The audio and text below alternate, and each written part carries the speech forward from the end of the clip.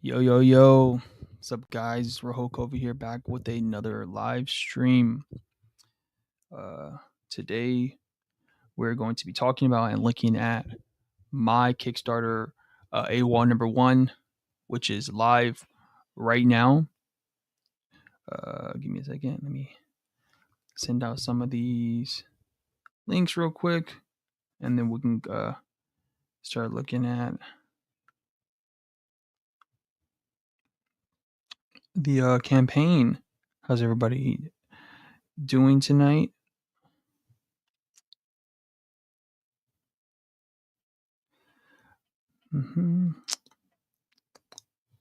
Yo, what's up, Dale? Sending out these links real quick before I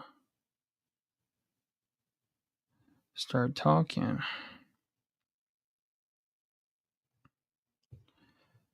How are you doing tonight, Dale?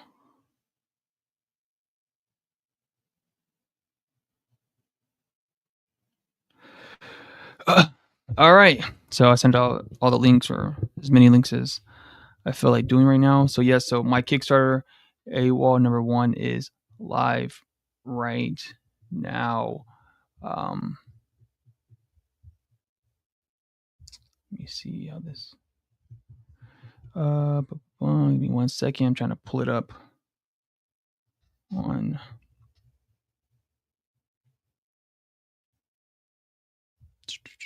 All right, let's go. What you drawing? What you working on, Dale? What you drawing after this live? I'm gonna start working on some stuff also, but we'll talk about that. All right, so yeah, so here's my campaign for Awol number 1. We are. Oh, it's not. Wait, crap. Today, day 1, it's been pretty good so far. 12 backers and I think like 12 hours so far, almost $400. So that's pretty good. So here's just the whole, the page that I built up and everything. So this is the cover. It's like my tagline I made all these little banners. Here's a summary of the book. A mysterious wanderer comes to town and finds it terrorized by a violent gang and their deadly monster. Excuse me. To save the townsfolk, he will have to risk bloody battle or bloody death this time to fight. So here's some of the pages and preview pages of the monster, the wanderer, the violent gang, right? And so now here's like some of the covers I was able to get. Shout out to all these artists. So this is my cover I drew, and I got the colors from TDJ Comics. He's another great comic book artist, and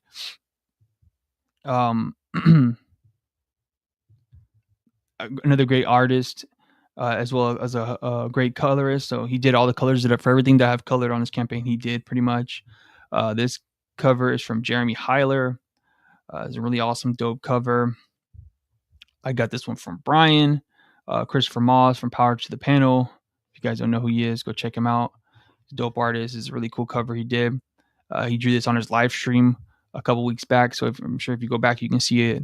Him working on the whole piece. He penciled, inked it, and colored it all in the live stream. It's really dope. And so this cover is from Ian Cinco. This is another awesome, dope cover he worked on for me.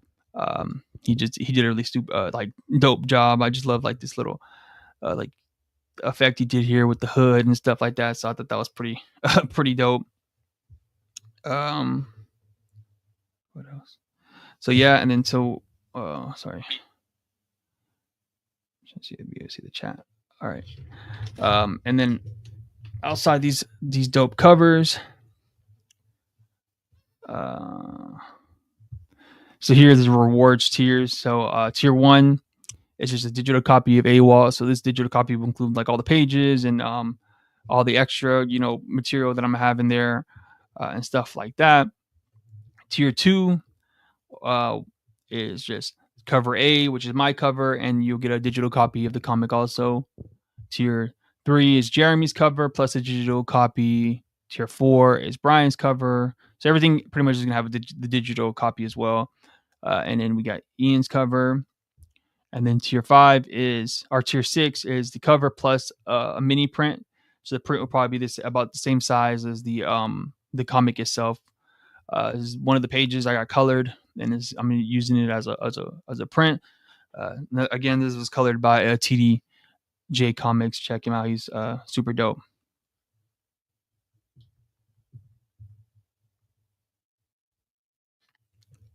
And then I got you can get all the covers for a discounted price.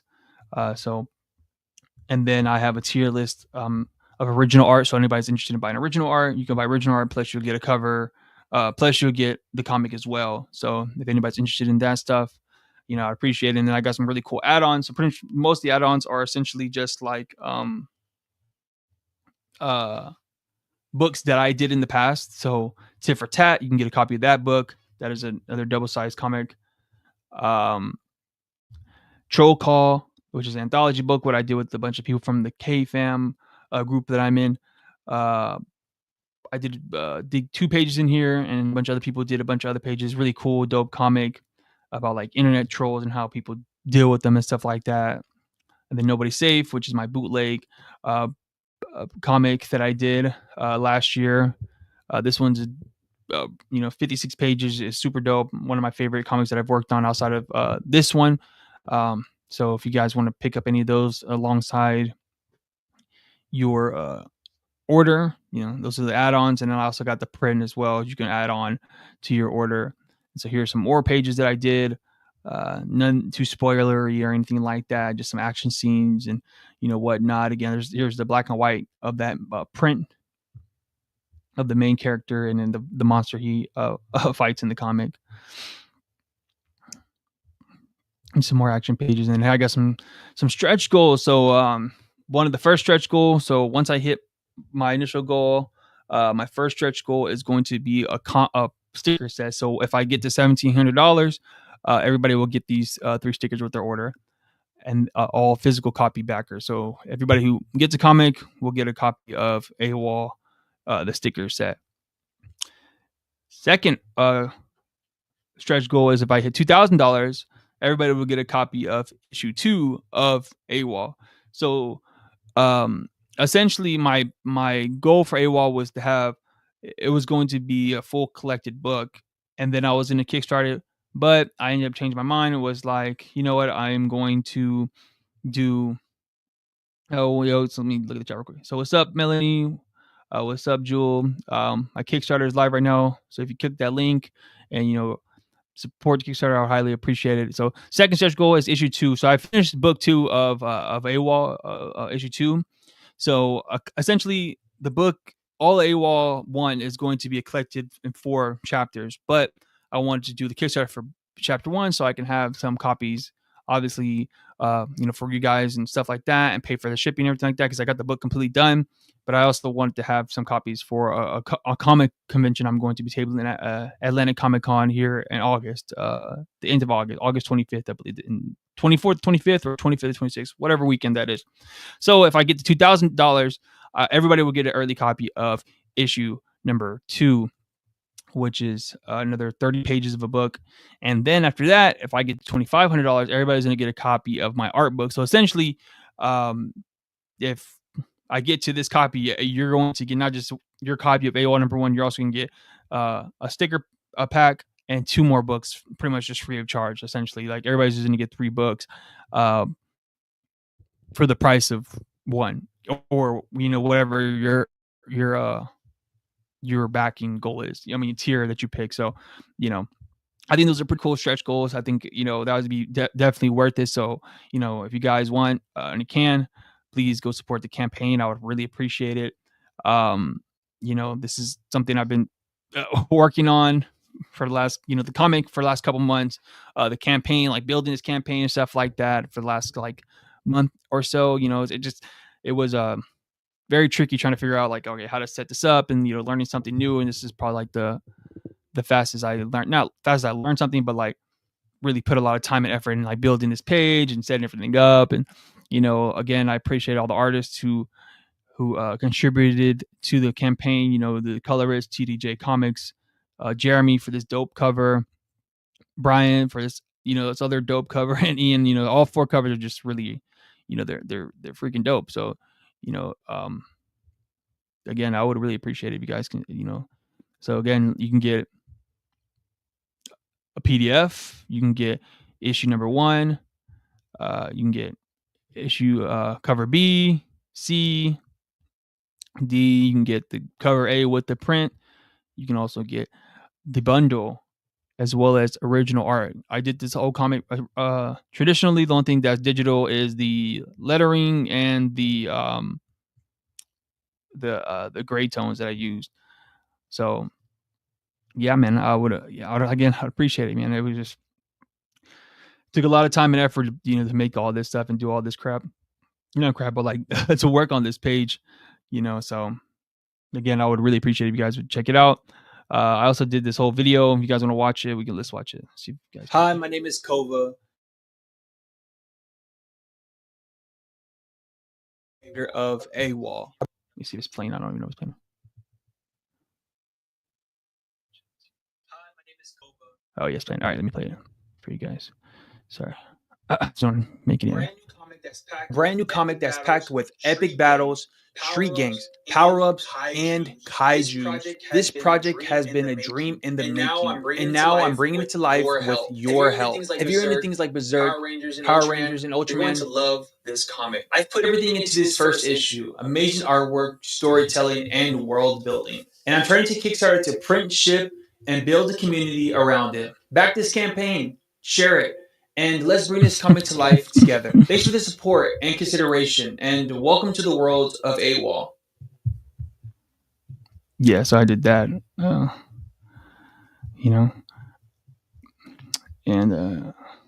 yeah, we're almost there. 26%, which I think is pretty good for my first day. I feel like, my goal for the first day was to hit for my first 24 hours was hit $500. So if I can hit $500 within the first 24 hours, I would be pretty satisfied. That would be a good goal, and then just keep going from there. I have I'm trying to line up a bunch of interviews and go on people's podcasts and shows and blah blah blah blah. We'll see.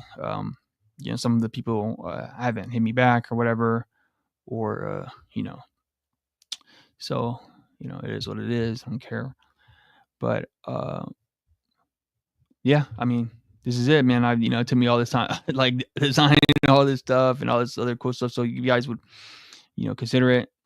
We can get this campaign rolling, and then we can also, hopefully get to some of these stretch goals, which I think would be, make it even worth even more. So if you guys can back it, share it with some people that who think you might be interested in it or something like that. And yeah, so what else you got going on? Also, tomorrow I am also going to be. I have a video already lined up for tomorrow. I can give you guys a quick little like sneak peek about. I'm not gonna play it, but I already have it lined up on my channel.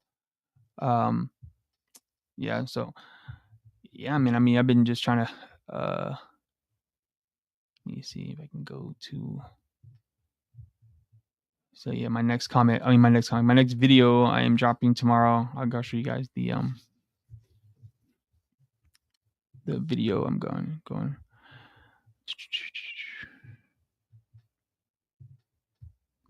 So yeah, tomorrow I'm dropping a video about one of my, who I believe is a new king of comics. I've this like idea and concept came up from when I was at Heroes Con.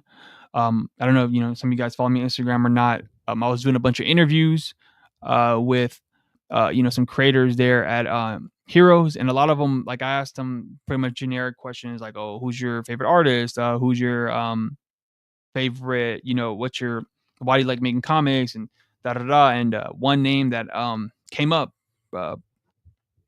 pretty often was Daniel Warren Johnson. So essentially, I just did a deep dive on like his career, and things like that. A lot of this stuff was already stuff I already know because I am personally another fan of. I appreciate Dale. I'm also a fan of Dan, so it wasn't like that much research to have to do, to make the video. So, yeah. So that should be dropping tomorrow around like noon, maybe a little earlier, depending on how I'm feeling. Because sometimes I'll have videos like lined up to drop like later, and then I'm like, let me just drop it right now. Yeah. Uh, yeah, DWJ videos should be cool. I don't know, like with creator videos, they're definitely like hit or miss. Like sometimes they do well. Sometimes they're kind of like, like So it really just depends on. I don't know, because some because comic book creators aren't very like they're not like real celebrities. They're celebrities in our niche, but like in the grand scheme of things, like uh, especially with YouTube, you want to like draw in as many people as you can with like your thumbnails, your concepts, and stuff like that. So like when you when you make a video like the one like about what's it called? When you make a video about a certain like comic book artist, you would hope that it kind of will build like traction, stuff like that, and draw in more people. But sometimes it doesn't work. Like like the Scotty Young in his Tommy McFarlane video, was more of a Spawn video, did all right. I did one with Peach Moco, I didn't do that great. I mean, kind of the views kind of went up within within the last couple weeks. So I mean, but you know, sometimes you gotta like finesse it and play like a little trickery. Like with this video, the Scotty Young one, I kind of like it took me a minute to find a good thumbnail. Um, and I got one back and forth between this one and then there's one that's like it's kind of a lot of people were saying it was kind of like similar to like the Matt's thumbnails, but Matt's thumbnails are just generic. I mean, not generic, but they're like they're they have like basic concepts of like main thumbnail like that you will see on most channels. But and yeah, like I said, like even with this one, DC Comics Hates Safe Sex is essentially it's a milestone media milestone comics video, but I like kind of had to like you know it's not clickbait because the thumbnail and the title essentially is what the video is about, but it's like the overveil of the overarching like topic, one of the main topics in the video is about like milestone and their come up and stuff like that, and how they kind of riffed with DC Comics. But yeah, you kind of like doing YouTube for a while. I kind of like learned okay, like what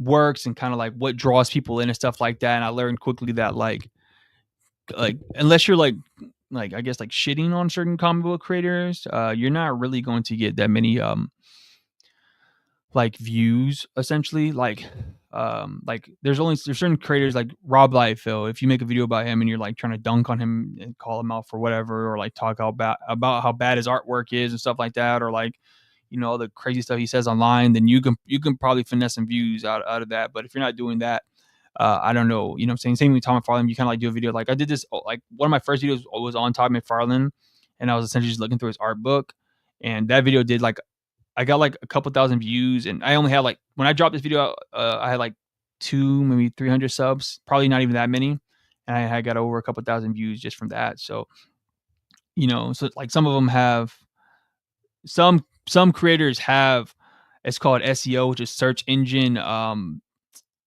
fuck, I forgot the other words, the other letter stands for, but SEO is like pretty much whatever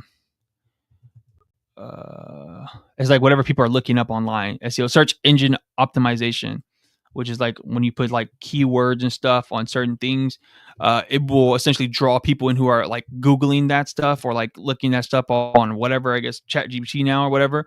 And if you have the right SEO, sometimes at least, or like somebody has like a very popular name, if you're able to put that on to your videos or stuff like that, the right tags. That's like when you tag stuff, or like in like on YouTube, it allows you to tag certain things on the in the backside of the video. It would draw that crowd of people who are looking at that type of stuff. And that's essentially I think what hashtags used to be. I don't think hashtags work anymore, or they essentially just draw bots and stuff like that, like on Instagram and I don't know about Twitter. I don't use Twitter, but so like some artists are named creatives names aren't popular, but like that's why people who do channels on like rappers or basketball players or celebrities, they usually kind of like pop off really quick because, or not quick, but like they have a better chance of popping off faster than somebody who does like a comics or something like that, because it's not like a mainstream thing. Sometimes you don't. Sometimes you just have bad. No, yeah, that's definitely a fact. Melanie. The problem with SEO is that you.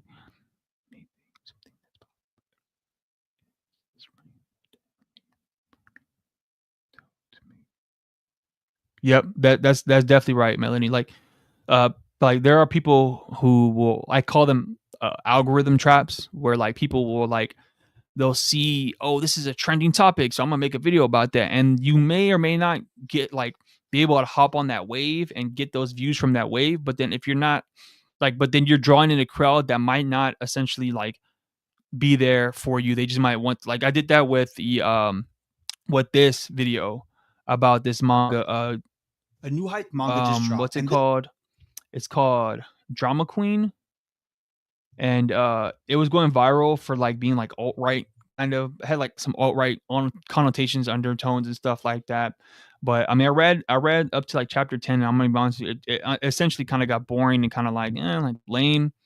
Like it didn't go like at the end of the video. At the end of this video, I did made a prediction about like, okay, so this manga is either going to be like a rug and pull, like it's going to bring in all this crowd from like its concepts that it's putting out, and then completely go left, or it's just going to like dive deep and into like the alt right, quote unquote. Like this is what people were projecting onto, at least the alt right, propaganda that it was like pushing. But it kind of did like a little bit of like the rug and pull thing, where it essentially went where it was like in the same direction where it was going, but like it didn't deliver in the same way, at least from what I thought. And people were just hopping on just to be like asses and stuff like that. Like anime fans are already like and manga fans are already kind of like annoying to begin with. So and they're like all edgelordy and stuff like that. A lot of them are like younger and stuff, and so they want to be all like dickheadish and like, oh, I'm gonna fucking go in here and I'm gonna follow this trend of this manga and support it super hard because people just don't understand the concepts behind it. It's like, bro, no, it was just like, I don't know. But I mean, I did this and I got hella views. Like this video, I did really well. Like in the first like 24 hours, I did really, really well, and then it kind of like cut off. Like once people stopped giving a fuck about this trend, it essentially just like boop, like nobody gives a fuck. Like we're gonna stop. Uh, things like we're not watching it, and it's not being recommended and stuff like that. Like all the views from it pretty much got siphoned out. But like things like that, like if you're like a trend hopper, if you're not keeping up with every single trend, you're essentially gonna like fuck yourself over. Or if you get like one video that's like super popular in like one specific thing, and you're not making another video specifically about that, you're not gonna bring that same crowd back. You know what I'm saying? So like that is something that I think about a lot when I drop videos. And I mean, I try to diversify all my content. I don't like to keep like doing like I could, there's like this Black Super Paradox video where I did about like, racism and stuff like that, and these like political issues that are held strong right now in comics, right? Yo, what's up, Ichthus? Yo, Ichthus, my Kickstarter is live right now. If you want to go check out the campaign, I'd highly appreciate it. Right now I'm talking about like my YouTube and stuff like that. But so the Black Superhero Paradox is like a video, like if you guys watched it about, the box that Black are put in, like the weird, how people say certain things about Black superheroes, like they want this, but then they'll move the goalposts or change it up on the, the creators or the people who are making these comics, and then, whatever. But essentially my point was like I could continue to make videos about this type of stuff, about like discrimination in comics and how there are certain things with writers or artists or things that happen, and like continue to build audience in that. But I was like, I don't want to milk that thing. And also there's other people who are way more informed and more intelligent that can expound these ideas and concepts better than I can in in in greater detail, and who are like, what I'm saying, there's channels who I follow who inspired this video, you know what I'm saying, and that are more concrete with their concepts, their ideas, and where I'm still divulging all the time, and I don't want to like bring that to my channel at the same time. Like my goal of the channel is to be like how anime fans are with their anime, so I could continue to talk about anime. I did this video, did good, so I could do anime stuff, but I'm explicitly not doing anime stuff or manga stuff, even though I am a big fan of that stuff, because I want to talk about American comics, because I feel like there is a space where American comics is not getting the amount of love or the amount of positive what's it called, a positive traction to it. Saying something that could really help, and something that I've seen that is much needed. You know what I'm saying? Like somebody who's a content creator or a streamer or whatever the fuck, and is able to give you the cool stuff about the comics, stuff, not just being not just a person who's like reviewing comics, not just a person who is uh recommending comics, but somebody who's just like talking about it as a whole, as an art form, as like random lore, random things that have happened. Like this video is about the guy who got arrested for making comics. This video is about books that are banned that you wouldn't think are banned. Like Bone or Blankets or Gender Queer. This one's about a bootleg Superman comic that's super dope and viral. You know what I'm saying? And whatever. And obviously, my channel's still growing, so I'm still figuring out things that I want to talk about on topics and stuff like that, and not trying to force random topics and stuff. But let's see if it inspired me.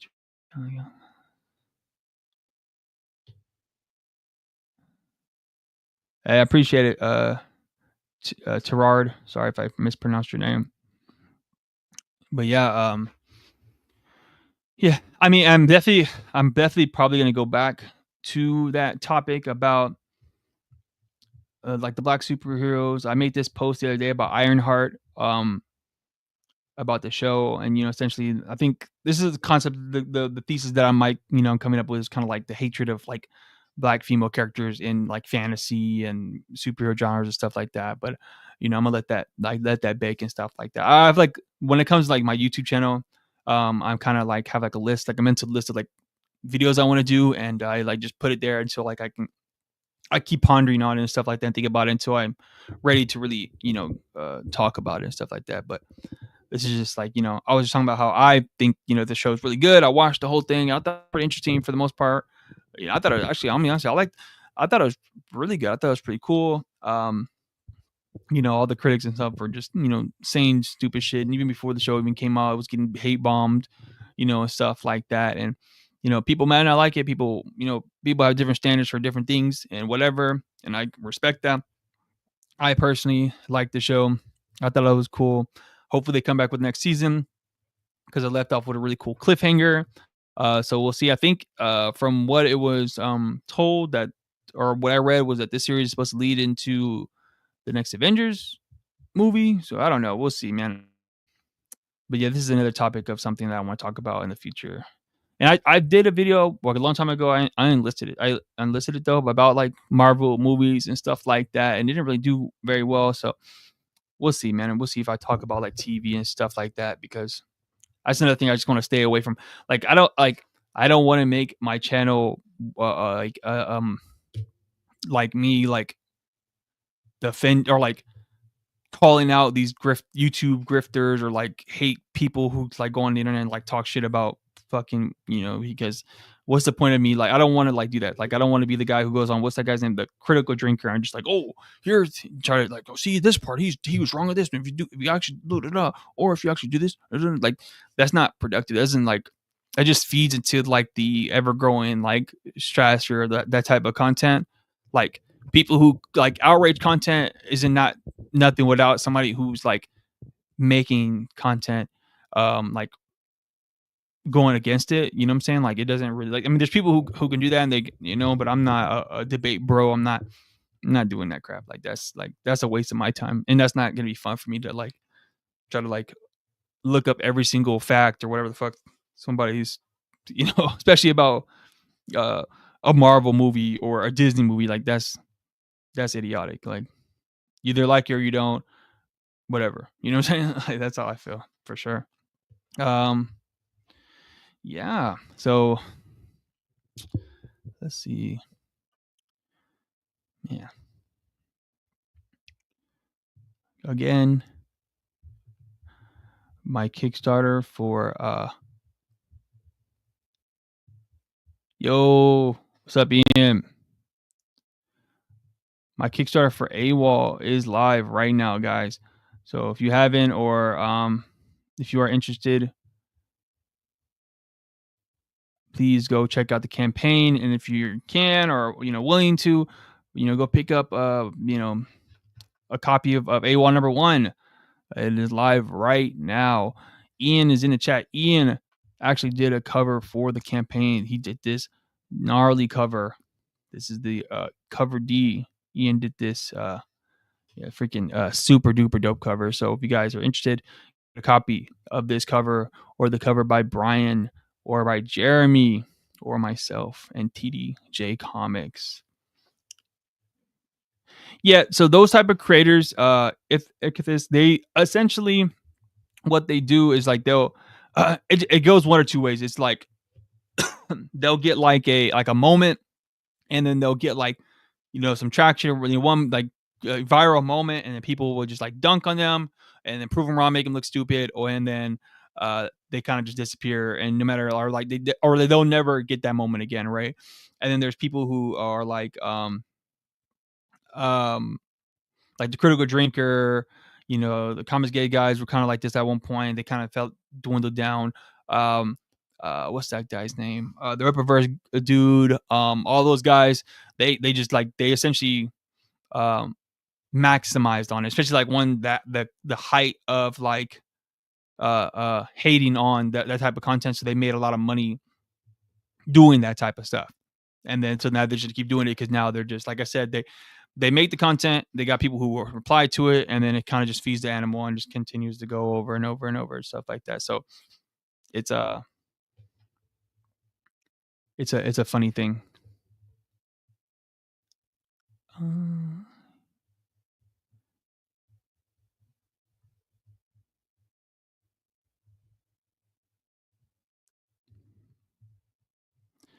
Give me 1 second.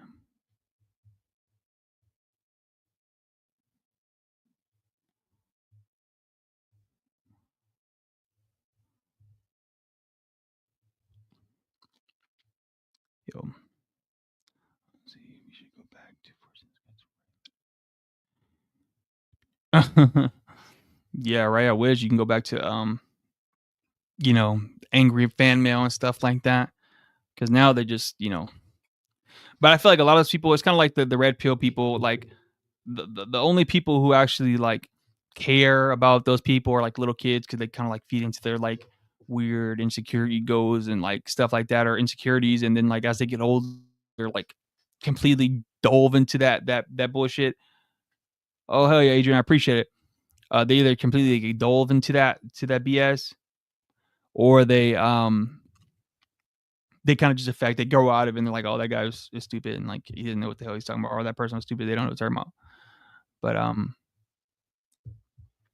yeah, it is a weird time. The internet is very weird, and I'm be honest with you, I don't even know how like real any of the stuff on the internet is anymore. Like the user base, because a lot of the times now when I look at like the comments on some of my channels, or like some of my videos, or the comments of some of like just like random stuff, I feel like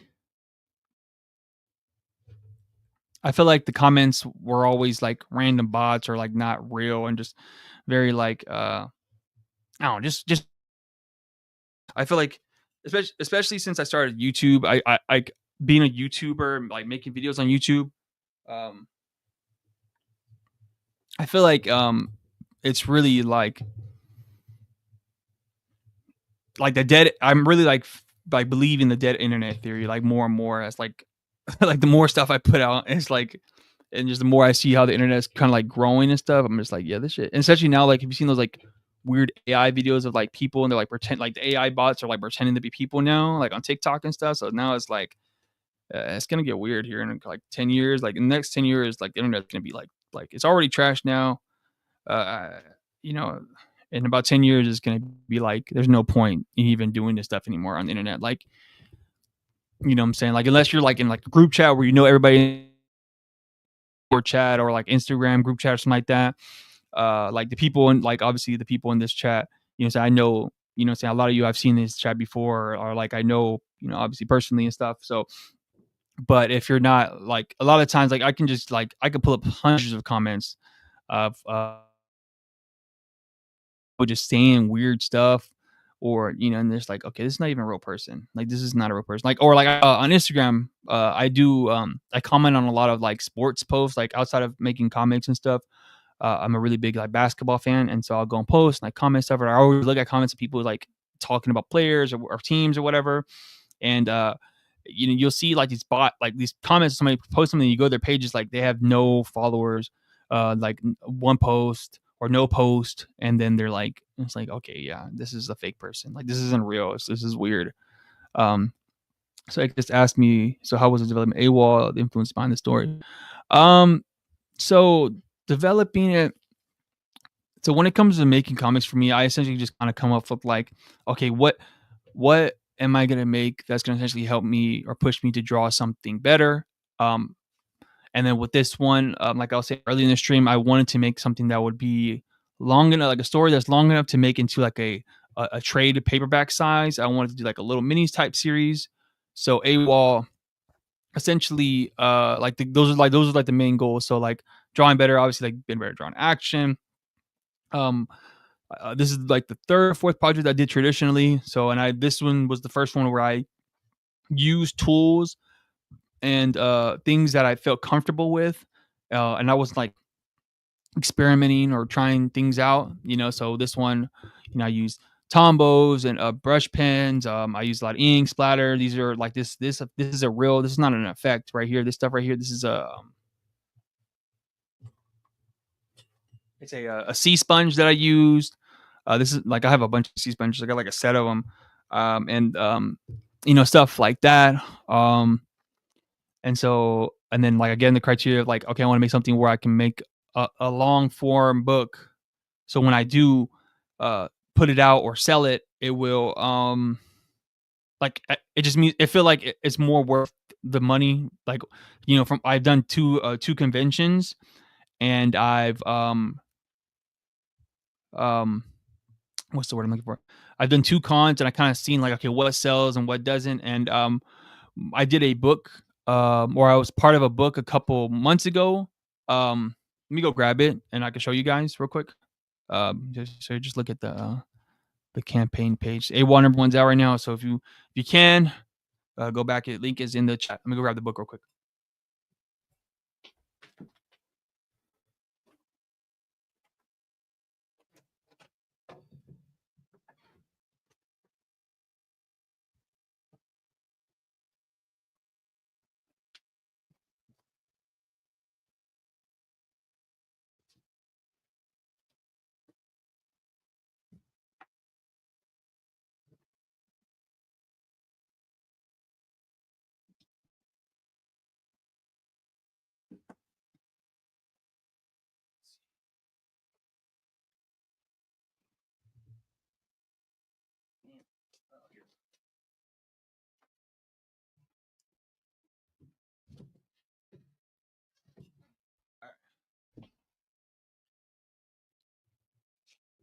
All right, so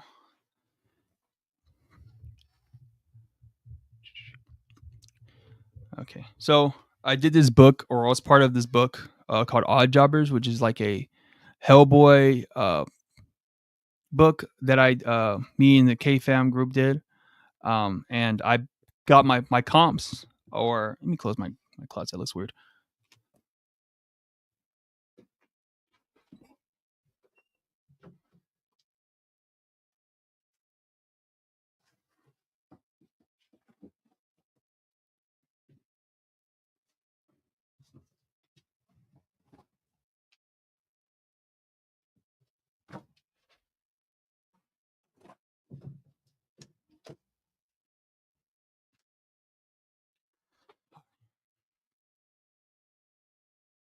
Sorry about that. All right, cool. All right, so I did this. I'm part of this book called Odd Jobbers, with the K Fam group, and it's like a Hellboy like type book with like all the people they did. Everybody in the group did like a mini series or mini story. This cover is actually by Ian as well. It's a really dope cover. And I when I got my copies, they came in right before the second convention I did. This is the page that I contributed to the book. It's a pinup of a young Hellboy. And so, I was getting a little business talk, but like the price point where I was able to buy it for, my copies for, and the price point I was able to sell it for was a huge margin compared to the price point I was able to buy, like when I buy my floppies, like all the Appreciate it, Ichthus. I be in the gym sometimes, man. I be in the gym sometimes. Recently hurt my back, so I haven't been able to lift like the way I wanted to in the last couple months, but I'm slowly getting back into it. But so again, like I was saying, the price point, like, because I don't buy when it's all the books that I've done before. This is my first time crowdfunding books, but all the books I've done before, I just paid out of pocket. I would buy like little print runs, like 20 books, 25. The most I think I bought was like 50, and if you the price margins in between the profits aren't very high. And obviously, I don't really do this to make like millions of dollars. If I'm essentially just want to make money so I can sell them, and then that's it. Like, just I want to be able to make enough money in comics so I can sustain making more comics. You know what I'm saying? Essentially. Anyways, so what I realized was at the convention that a book like this that looks like this, you know what I'm saying, a big thick book with a bunch of pages, all this like worth. I feel like people are more drawn to something like this at a show than they are drawn to something like this. You know what I'm saying? This is my my bootleg Spider-Man book. You can actually get this on the campaign. This is pretty thick too. This is about almost 60 pages worth of stuff. But so my goal essentially with AWOL, one of my goals, another goal is like to be able to make a book that looks like this. So when I table on future conventions and stuff, I have something that's like this. And people are going to be more drawn to it and want to buy it. Yeah, Odd Jobbers is a dope. It's a really good book. I'm pretty sure I need to re-up on my copies. I think I'm gonna buy some more copies for my next tabling event. But yeah, it's a really good, cool book. A bunch of different artists, a bunch of different stuff in there. But a really good quality book. Like, it's essentially like a Marvel quality, trade. It's really cool. A lot of cool. This is actually wasn't Devin. I think his last name is Yider. I don't know. I don't his last name, but he pretty much managed the whole project. Got everybody that contributed, and I think it took like 6 months for everybody to do it. At the time, I was busy working on another comic, so I didn't get a chance to do a mini story for that. But I was able to contribute this Hellboy piece that I showed. Find it again of the kid Hellboy, but it's a cool comic, and it's definitely, like I said, it's definitely worth like the money people, you know what I'm saying? So if you guys, yeah, that's my piece right there. Yeah, it's really dope. It's really dope. But so yeah, and as far as like influences and stuff, so I've really let me grab some the books that influenced this one.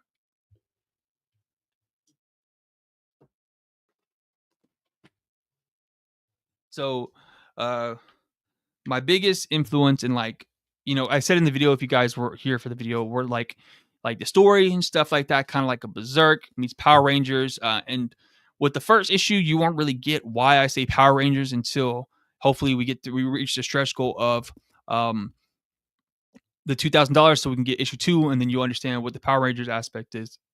Excuse me, but James Herrens' Ultra Mega. This comic is probably one of my favorite comics artistically that I've seen in a long time. He does a great job of blending like manga and like manga mixed with American comics. Like James Herrens' work is, it's some of my favorite. I'm gonna just pull it up online. But man, this comic is This comic is literally like one of my favorite comics I think I've read ever. Like, just look, I can just look at the artwork and just be like, dude, like this is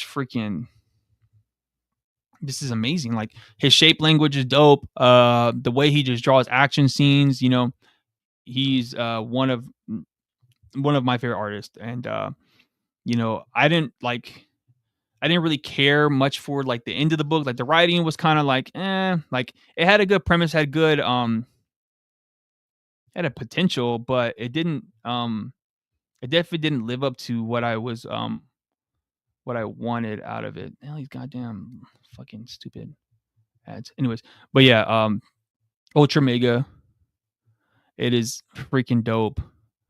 Like, look at this. Look at all this ink right here. Like, this little part right here is just super sick, man. His character designs for the monsters, the simplified shapes and stuff. Like, his hands are all just like mush, like, like, it's just super freaking awesome. Obviously, I'm not here yet, but this is like like the end goal for me. Like hopefully in the next like 10 years I could be can you see it? Oh snap. Fucking stupid ads, dude. God, I freaking shit, it's so annoying. Sorry, let me check. Let me see. All right. Let me know if you guys can see the pages in the chat. The damn pop-ups are fucking annoying. All right, yeah, you guys can see it. I'm looking at it right now. So, all right. Oh my god. Oh my god. Need to add a blocker. Anyways, um, yeah. So like, yeah, his shape language is super dope. Everything, and then like, obviously, I mean, I don't know if any of you guys read it, but his character design, I pretty much low key kind of like ripped it for the Awol. Like essentially, I mean, obviously his character design is just Ultraman, but I just used. I mean, I just essentially my book is just like an Ultraman book to a degree. You know what I'm saying? So the first issue is a standalone. So the issue that I'm doing the Kickstarter for is essentially going to be like a standalone book. So it's kind of like a one shot to a degree, but there I sprinkle in things that builds to the bigger world outside of just what's going on in the first issue. So if we get to the stretch goal of issue 2, you will see the bigger world. You'll see other characters and things like that. I need to get an ad blocker for sure. But yeah, man, look at this monster. Like, look at this. But this is like one of the biggest inspirations and influences for the series for sure. Yeah, James Herrens is sick, and yeah, he is. Like, look at this energy, man. This is dope. Like between him and Daniel Warren Johnson, they're like the best at this. And Daniel learned from this guy, from James Herrens. Like, look at this shit, man. Yeah, this is perfect. One of the like when I first picked this up or when I first read it, like I read the trade and I was like, bro, what the hell? I like this is freaking awesome. You know what I'm saying? Like I'm like surprised it's not like a bestseller, but I don't know. This like manga style, I guess people aren't really like American comic book fans aren't really like into it, But look at this, man. Great sequencing, story pacing and stuff like that. Yeah, I did a whole video about James Herrens. It didn't do like that great, but I just like the topic of the video was essentially like, oh my god, bro, was let me see. The topic of the video essentially was like how mangas influenced American comics. Okay, so it doesn't pop up when I click the ad thing, so all right, whatever. It just pops. I don't know. I don't know why I shared the Walmart page earlier. That's weird. But yeah, so like look at this, like this monster. And this the crazy thing about this page is not even like the this issue is not even like the best one. Like let me go like to the later issues, like the later ones, like oh my gosh.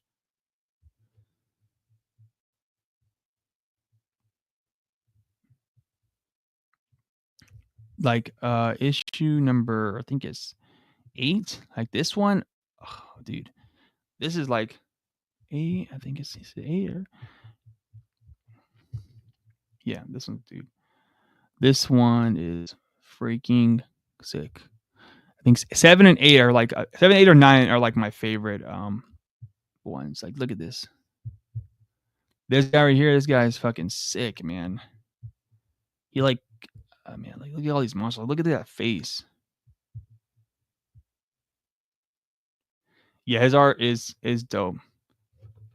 Yeah, it's definitely a Mike Mignola vibes for sure. Like with the shapes and stuff like that. Like, look at these like random like things. Like I like look at that. I love like her hands on here. Like I love like the big when people like draw like big hands and big feet, like the Sam Keith covers. Those are like some of my favorites, like things. But look at that. That's super dope. But yeah, this is the goal, man. Like here, hopefully in a couple years, I can get to this quality. Look at that. That's disgusting. But yeah, like he just makes it look good, man. He just hey, look at this. Look at this page. Look at these monsters. Yeah, they do like action figures for sure. Like they are definitely like very cartoony, very like toon like. The way like I love like I said, like his hands, it's like character designs, like this little dude right here, this little wizard guy is super sick. It just doesn't even make any sense. Like it's just weird, like this sequence is cool, like very manga-esque, manga pace. There'll be some pages where he has like 20 panels, you know what I'm saying? It's just like, and it just works. And then not a lot of people can do that. Like, that's crazy. Like, look at this character. Like, yeah. So let me see. This is not the issue 7 is super dope too. Just look at a bunch of Ultra Mega today. Like, look, this is a cool cover alone. Like I'm just wondering, like, how does he come up with these random like monsters? Like, they look like goofy, like cartoon characters, but they're also like, uh, they're also just like creepy at the same time.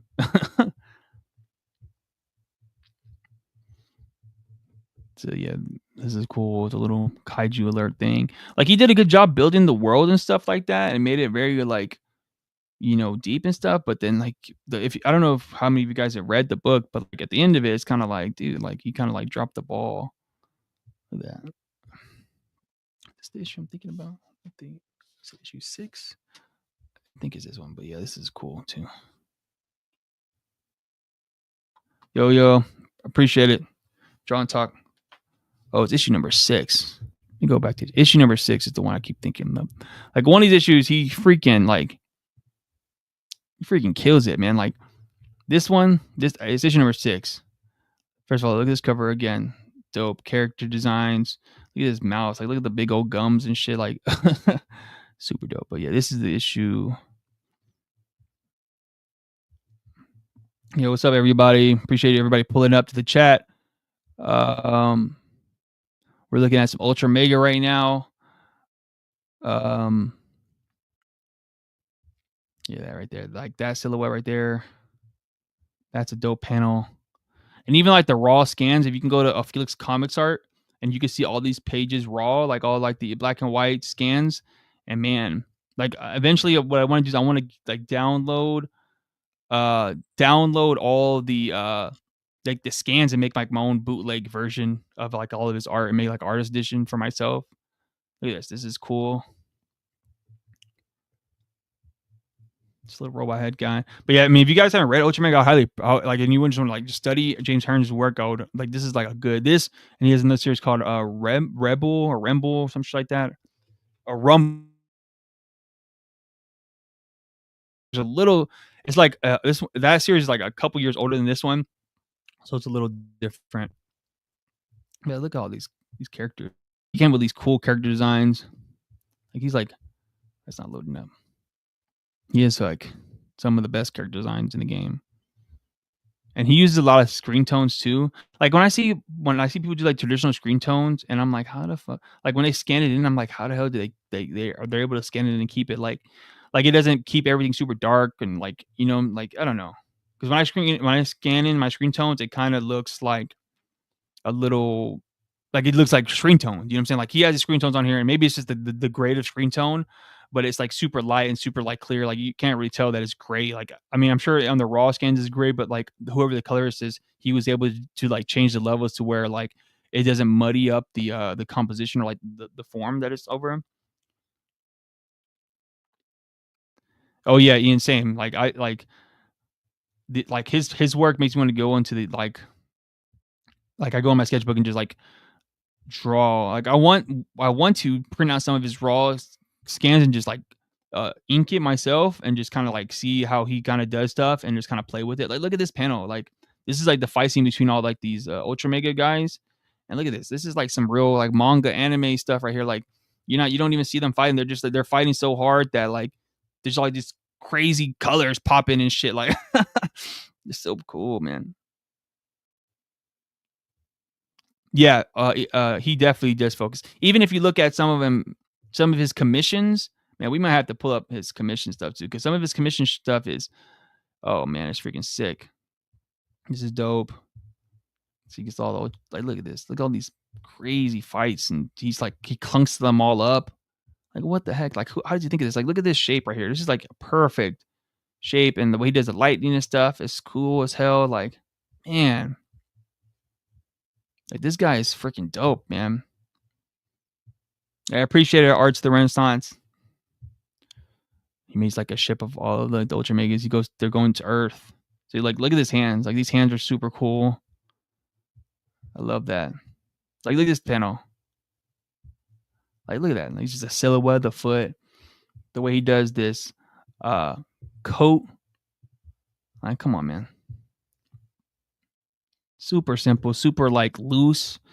Like, look at that. That is awesome. And he does it even more like on his commissions. We'll pull those up after I'm done. Look at this. This is probably the last one I'll look at, and then I'll pull up his Instagram. But look at that. These are just like crazy cool creatures and monsters. Like, look at this hand right here. Like, this is like, ugh, like that is fucking awesome. Look at this. It's crazy.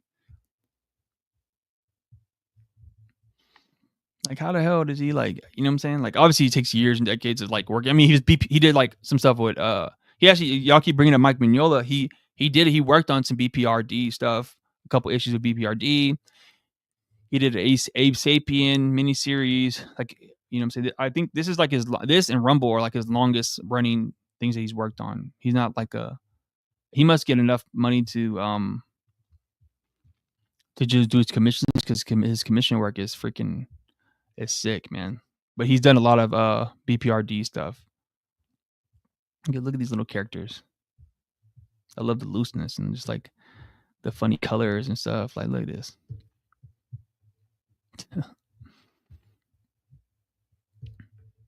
Look at that arm. Just like one shape. It's crazy. Like, look at this. Look at that flow. Like, god dang. I gotta look at this shit more often. Yeah, Felix damn near sells out everybody. Everybody Felix like, what's it called? Reps, he's kind of like, they're all like top tier, or like some of like the most popular artists, or not. He definitely has like, excuse me, a lineup of artists who are like top tier right now, and then he has like a lot of like cool legacy artists and some guys who are like in between. But like a lot of his main like, I don't want to say stable, but like some like his main guys, like Sanford Green, Nick Dragata, Dan, him, James Herron, Tradmore. They're like top tier, like sought out artists, and like some of like the most influential artists out right now. Like Tradmore is really influential. Daniel Warren Johnson, which I'm dropping a video about him tomorrow, and like exploring how he's influential and stuff like that. And you know, James Herron, who Daniel Johnson even expresses that James Herron is like one of his biggest influences. You know, but like, look at these shapes. Look at this panel. Look at that. That's crazy, man. Yeah, I love this. Man, this can be like an animated series. Like if they do like a mini animated thing of this, like short, I wouldn't be mad at it. Oh yeah, Ian Bertram. He has like some really cool covers too. And I think I need to read, what did he do? What's that series called that he did? Metal something and Little Bird or whatever. I gotta check those out. But he has some cool covers. Like, yeah, like, see, look at these hands. I just can't get enough of the hands. And look at this. He's like naked and his like, that's crazy. Like, that's some crazy comic booking. Like real cartoony, but also real manga-esque. And also like American comics in between. Like, you got like a little mech suit guy in here. Oh, Precious Metal. Yeah, Precious Metal. Like this guy, this comic, this is like the type of comics that I want to make. Like, just have the abilities to just like, anything can happen and it doesn't matter because there's no rules and everything's just super cool, and like it's all aura farming, and these are my favorite type of comics. Like, this is why I like Dandadan a lot and like Chainsaw Man, because those are the type of like manga, like those are like some of my favorite mangas that come out, and One Punch Man, because it's like anything happens, dope art, super loose, super feelings and stuff, and like nobody is going to like tell them what to do because it's just that cool, you know. But let's look at some of his Instagram commissions. Again, I'm just gonna keep my Kickstarter Awol #1 is live right now. Let's go. Let me show it again one more time. And we are now up to 424. Shout out to whoever just backed it. I appreciate it. I think it was Ichthus. I appreciate you. We are live. So the link is pinned in the chat. No, let me look up James Herrens' Instagram, or maybe I'll just go to his Felix page. James Herren. I think I can just go to his Felix Comics page. Art Herron. What the fuck? Where name this guy? Does he not have his Instagram anymore? Man, what the hell? I'm way too important. How's everybody else? How's everybody in the chat? What you got going on? What are you guys doing tonight?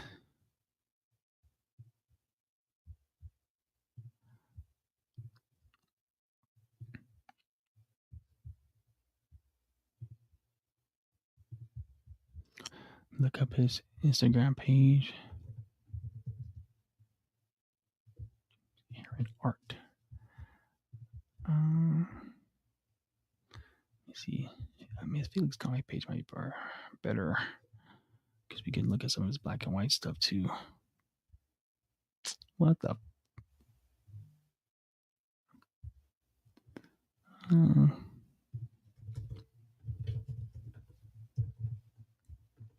Here we go.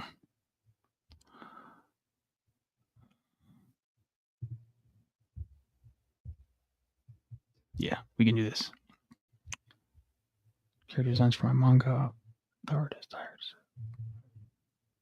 It's fantastic. That's a sub, man. Are you doing it's for a campaign? The manga's for a campaign? Ichthus.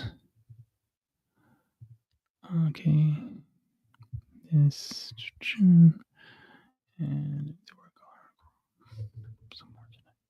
it's a sub, Melanie. Okay, let me show. Present. Screen. All right. So yeah. So this is some of his commission stuff. This stuff is like, again, look at this. Look at this character. And he colors all these pieces himself. So these are super sick. Look at this.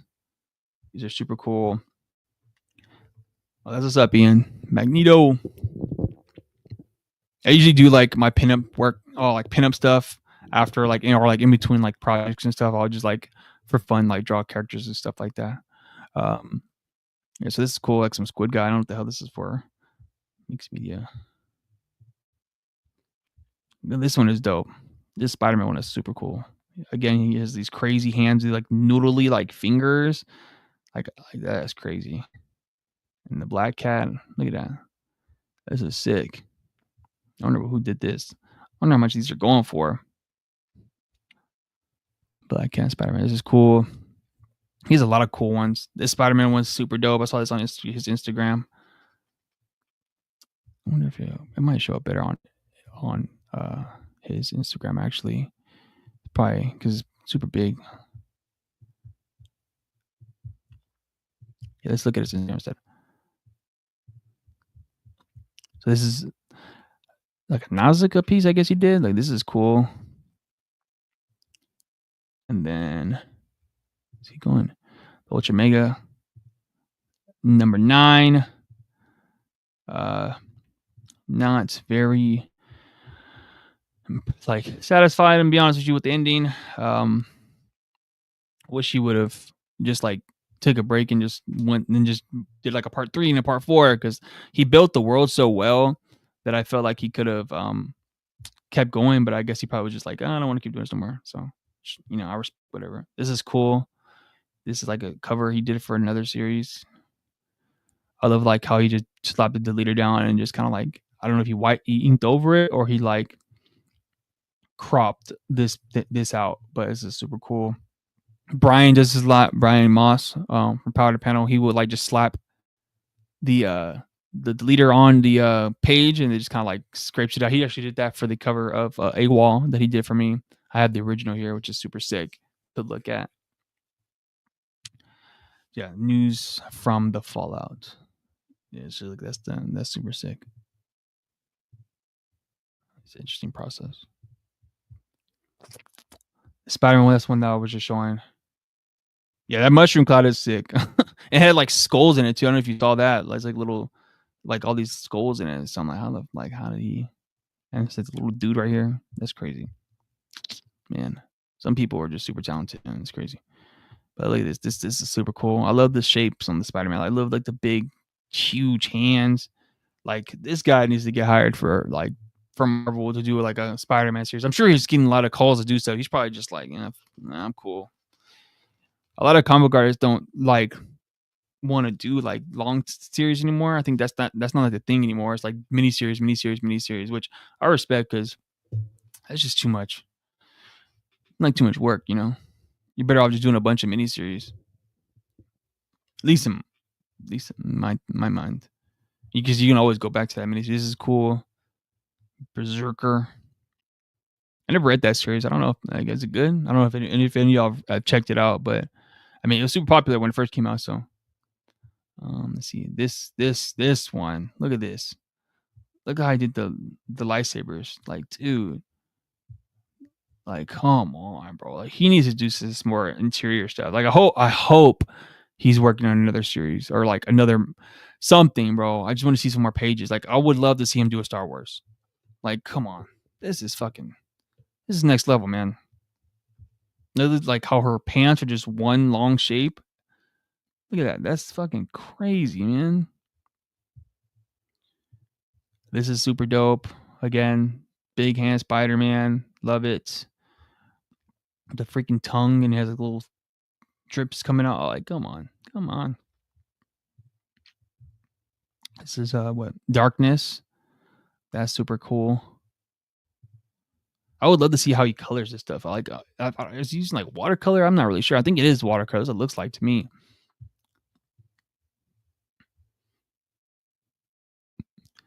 This one is super cool. I wish I would have been able to get this cover, but these are one of those like 1 in 50. Yo, what's up, Red? Good night, Jose. What's up, Red? Just looking at some James Herron work. My Kickstarter is live right now. If you don't know, you can click that pinned comment. Go check it out. See if if you can support it. I would appreciate it.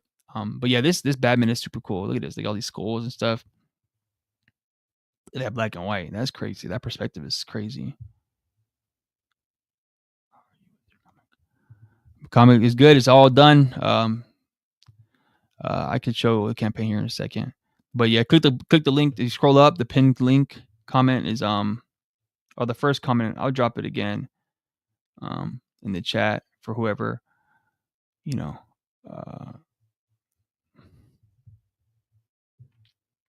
Just doing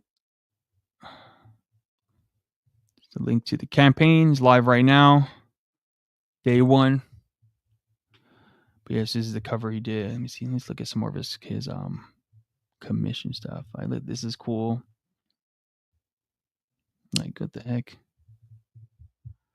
I don't know if that link went through. Let me see. I'm way too important. Oh wait.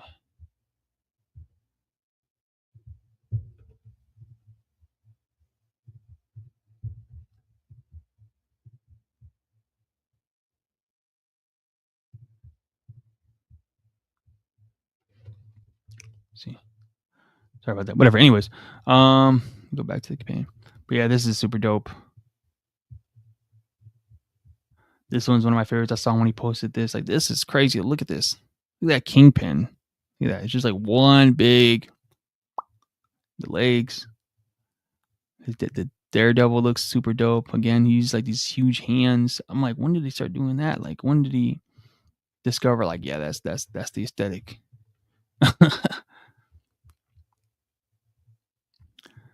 This Hellboy piece is super dope. Yeah, like I wonder like who like who like commissioned these pieces and was like able to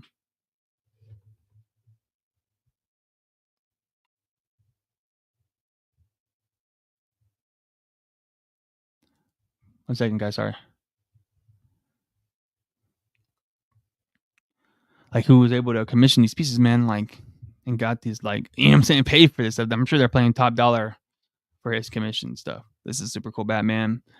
Seen JC like their curves art by chance. I know he's unrelated artist, but he's one of my peers. I have not read, but I will check him out. I'll keep his name in my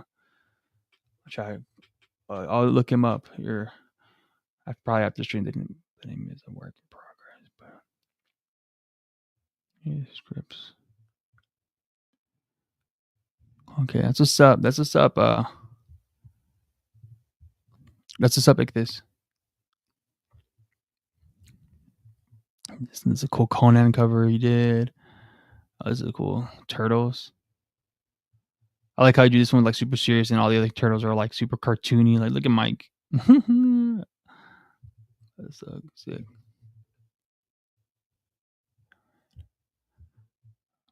Yeah, man, this guy, he's next level for sure. Yeah, these commissions are nuts, man. Like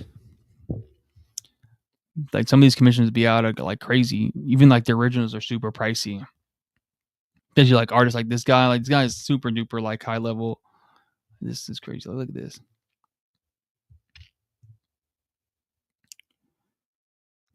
Wolverine, this is cool. I love how he did the arm, muscle and bones.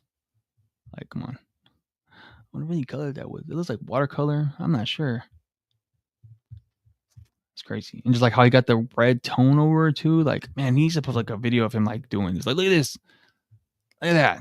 Like, what the heck, man? Marker and paint on paper. So he uses marker and paint, as it says on here.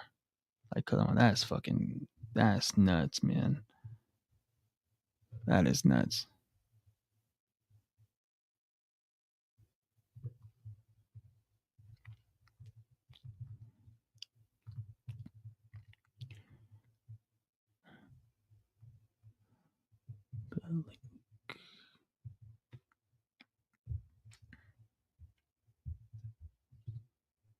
Tomo artist,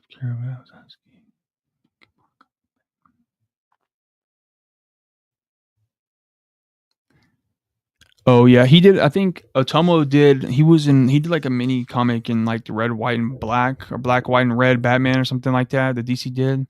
He did it a while ago. I looked at it. It was whatever.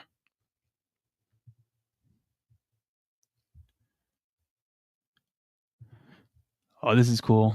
I think this is the pace that I saw that made me follow him on Instagram. I was kept seeing this on like the timeline. I was like, what is this? And then I saw it and I was like, this is like, I follow this page, I saw this other stuff, and I was like, yeah, I'm fucking with it for sure. This is cool. He did this for Eddie P, RIP, for his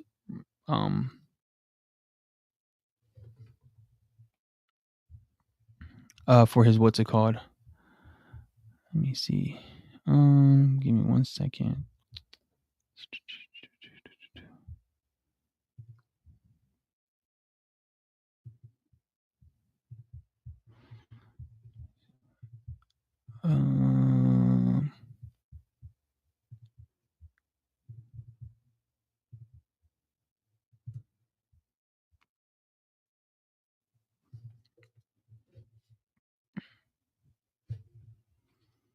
Sorry. Yeah, let me go back to what I was looking at.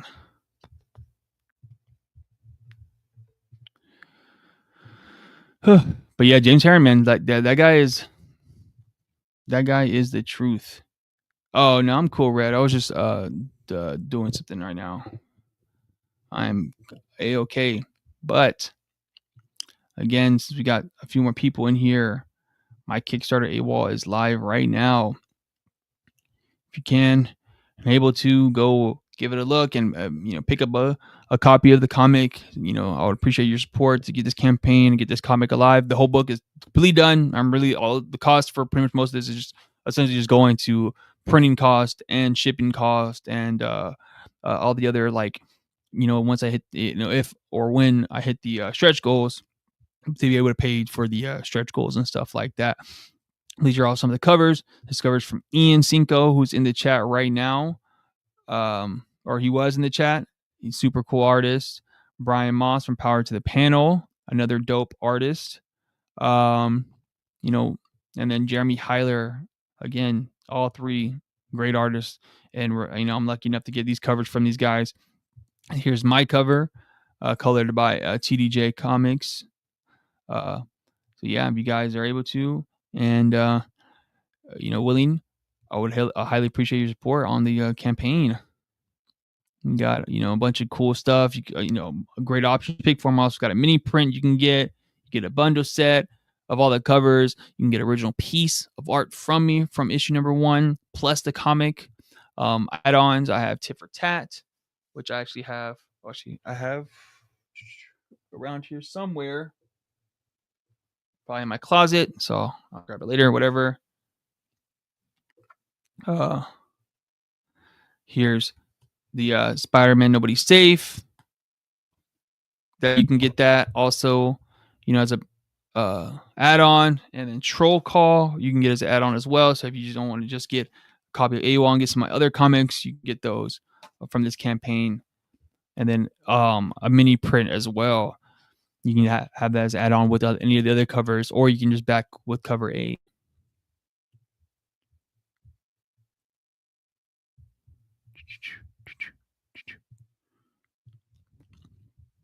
What inspired the design of the cover?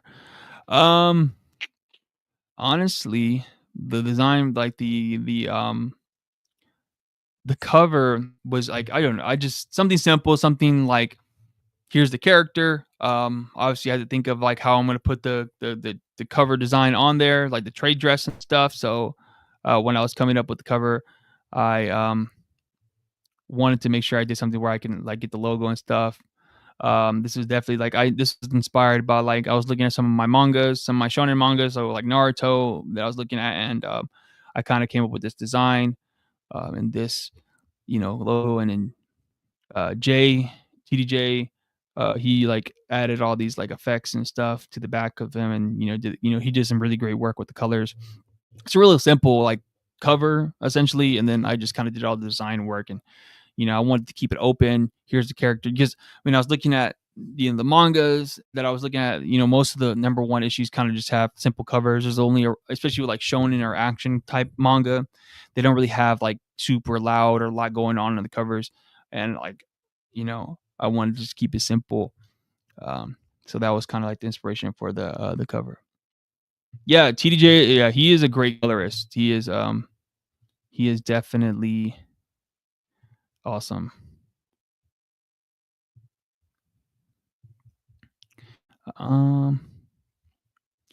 Jesus Christ. What was I looking at? Sorry. Yeah. So yeah, the campaign is live, and it's doing good. Thanks for thanks for the backer. I just got a backer. I appreciate it. Oh, so Radical Comics. Um, essentially it's kind of like a Ultraman design type. Ultraman inspired design. This is the hero form of the main character. He transformed into this character, into this form in the comic.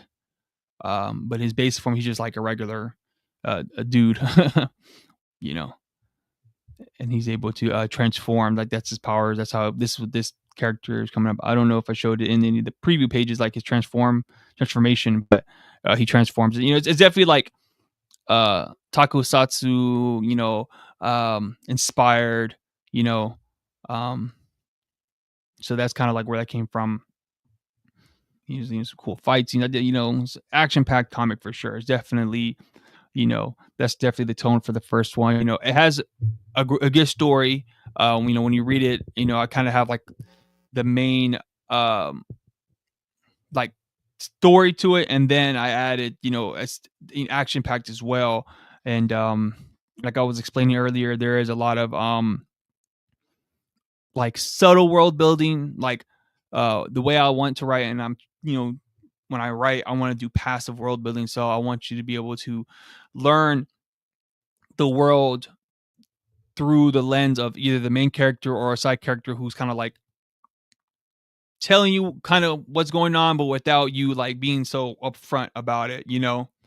Um, I said, "Do you watch tutorials like me when I'm drawing?" So when I was first learning how to draw, especially like in middle school and stuff, I mean, I haven't been drawing all throughout middle school to now, but when I was younger, I used to watch tutorials a lot. Now not so much. I would watch a little bit of tutorials or like, but mainly now I watch tutorials on how it's like certain inking techniques or like the best way to get like out of like certain tools or things like that. Um, the best things that I use to teach myself how to draw. Um,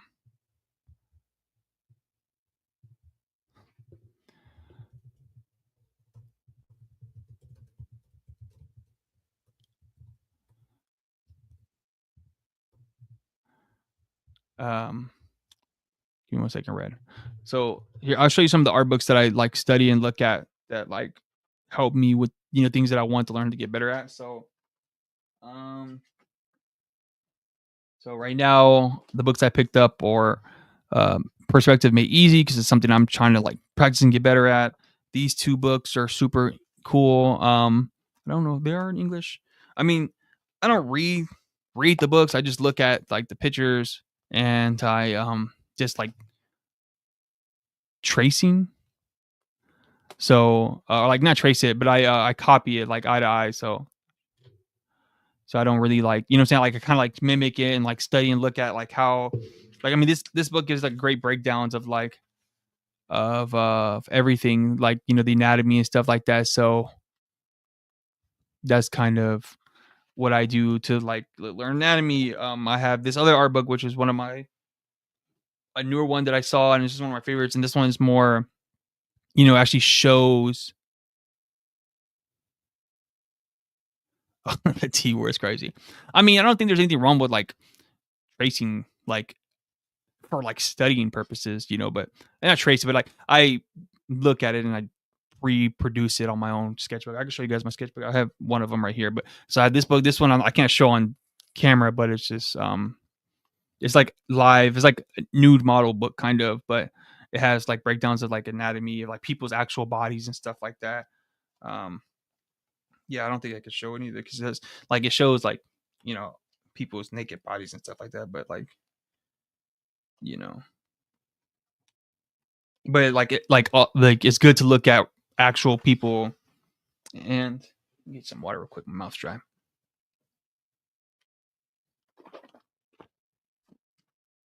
Sorry about that.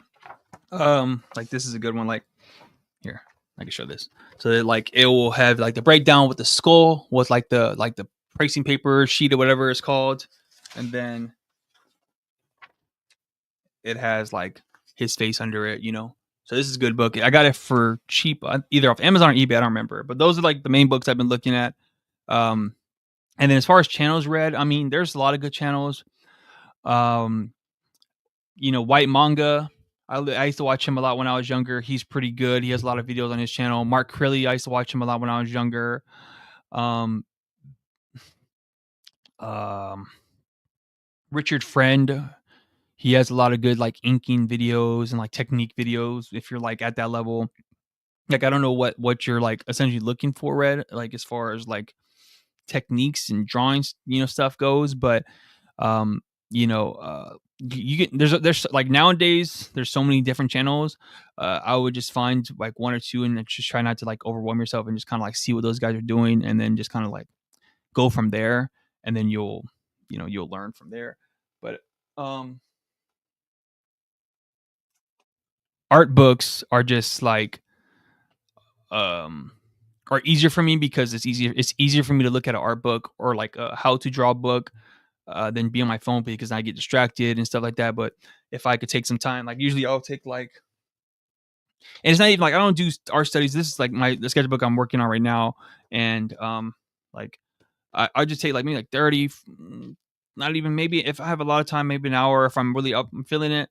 I'll take out one of those books and I'll just do like head studies or let's see what else I got in here, like perspective studies. It's like stuff like that. Like I do it like I'm like literally like learning class. You know what I'm saying? Just like if you're studying for like a test or something like that, you know, you don't want to burn yourself out by like trying to do too much. I was looking at basketball players, like sometimes even that I'll Google um like people moving in motion, and then I'll like trace, or like not trace. I don't know. I keep saying trace, but I'll just like look at how, like, just look at their bodies and see how they're like moving, and just kind of like, that's what I've been doing a lot lately. It's like, see this like modern motion and just breaking down stuff and doing that. I mean, I did that for like 2-3 months straight, and I saw like the difference in my artwork. So I'm trying to get back into doing that, but I have a hard time like keeping up with doing stuff like that, because I'm always like constantly working on like a comic project or something like that. Like, which obviously doing that forces me to learn to draw better as well, because like I did this recently. That forces me to draw better, or like to learn more, because I'm drawing multiple things on one page. Like that's the cool and crazy thing about making comics, is that you essentially are drawing multiple images on one page. You know what I'm saying? So you'll be drawing a hand on one panel, and then you'll draw somebody's perspective from this thing. You'll draw a building or a car or whatever, but that's, and all 5 different things on one page, and that will force you. So like when I went to Heroes Con this last month, a couple weeks ago, the funny thing is, when I was talking or showing my work off to different creators.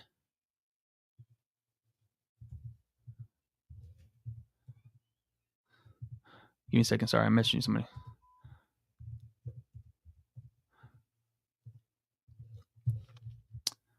When I was talking to like some artists or whatever, they were kind of just giving me different like examples of like what, like they're like, oh, maybe like before you like try to do this, you should like learn to do that or learn to do that. I'm like, no, like I'm just gonna learn how to do everything, not everything, but like I want to learn how to do everything, so I don't have to like um depend on anybody else essentially. Like, and I want to be like, damn it, sorry, there's a lot of shit going on right now. Like depending on anybody to have to like hire or help somebody to help me with doing stuff. So like here's like some anatomy studies or like people's torsos. So I'm just trying to like, I feel like, because I love making comics. So, and I have fun making comics. So instead of like forcing myself to do this all the time, like sketchbooking stuff all the time, I like my long term routines are are like I'll work on a project for like a month or two, and then in between projects, I'm doing like stuff like this, like anatomy studies, and and then I do pinup drawings and stuff. Like these are some of the stuff I've just been doing recently, just like just getting in the groove of things of drawing, anatomy, and perspective.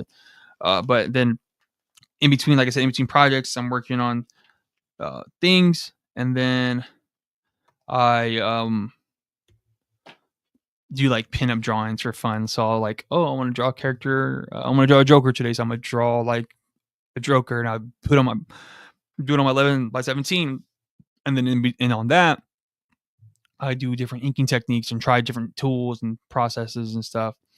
Um, yeah, I mean, everybody's method's a little different. I think the most important thing is just not to get like too discouraged or like too hung up on getting better on at a certain time. I think you just get better when you get better. It's just as long as you're like doing it all the time, it you'll get better. I mean, I'm a testament to that, because I can like show you my artwork from when I first started getting back into drawing in 2020. And then go around them in 3D and then see how it looks in the blocky. Tips of Cobra Draw and Academy in 3D, and if you're not sure about it, it's around them. What do you mean drawing 3D, like 3D models or something like that? I mean, I don't know. Like, I mean, sometimes I have this freaking Baki toy, and I'll look at this and um use this as like reference for my anatomy and stuff like that when I draw. Yo, so I got a guest coming on for the stream for a little minute. His name is Ronnie Creates. He is the publisher of Radical Comics he was in the chat earlier.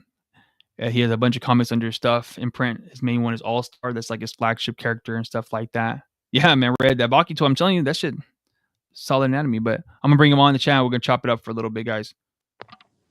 Yo, you're on stream. Yo, can you hear me? Yeah, I can hear you. You might have to turn down or maybe Okay. feedback. Yeah, Yeah. I've been on StreamYard before, but it's just been a minute since I've been on. What's up, man? Oh How's yeah, yeah. everything going? Oh, it's good. It's good. How about you, man? It's going good. It's going good. Congratulations on your Kickstarter. I appreciate it, man.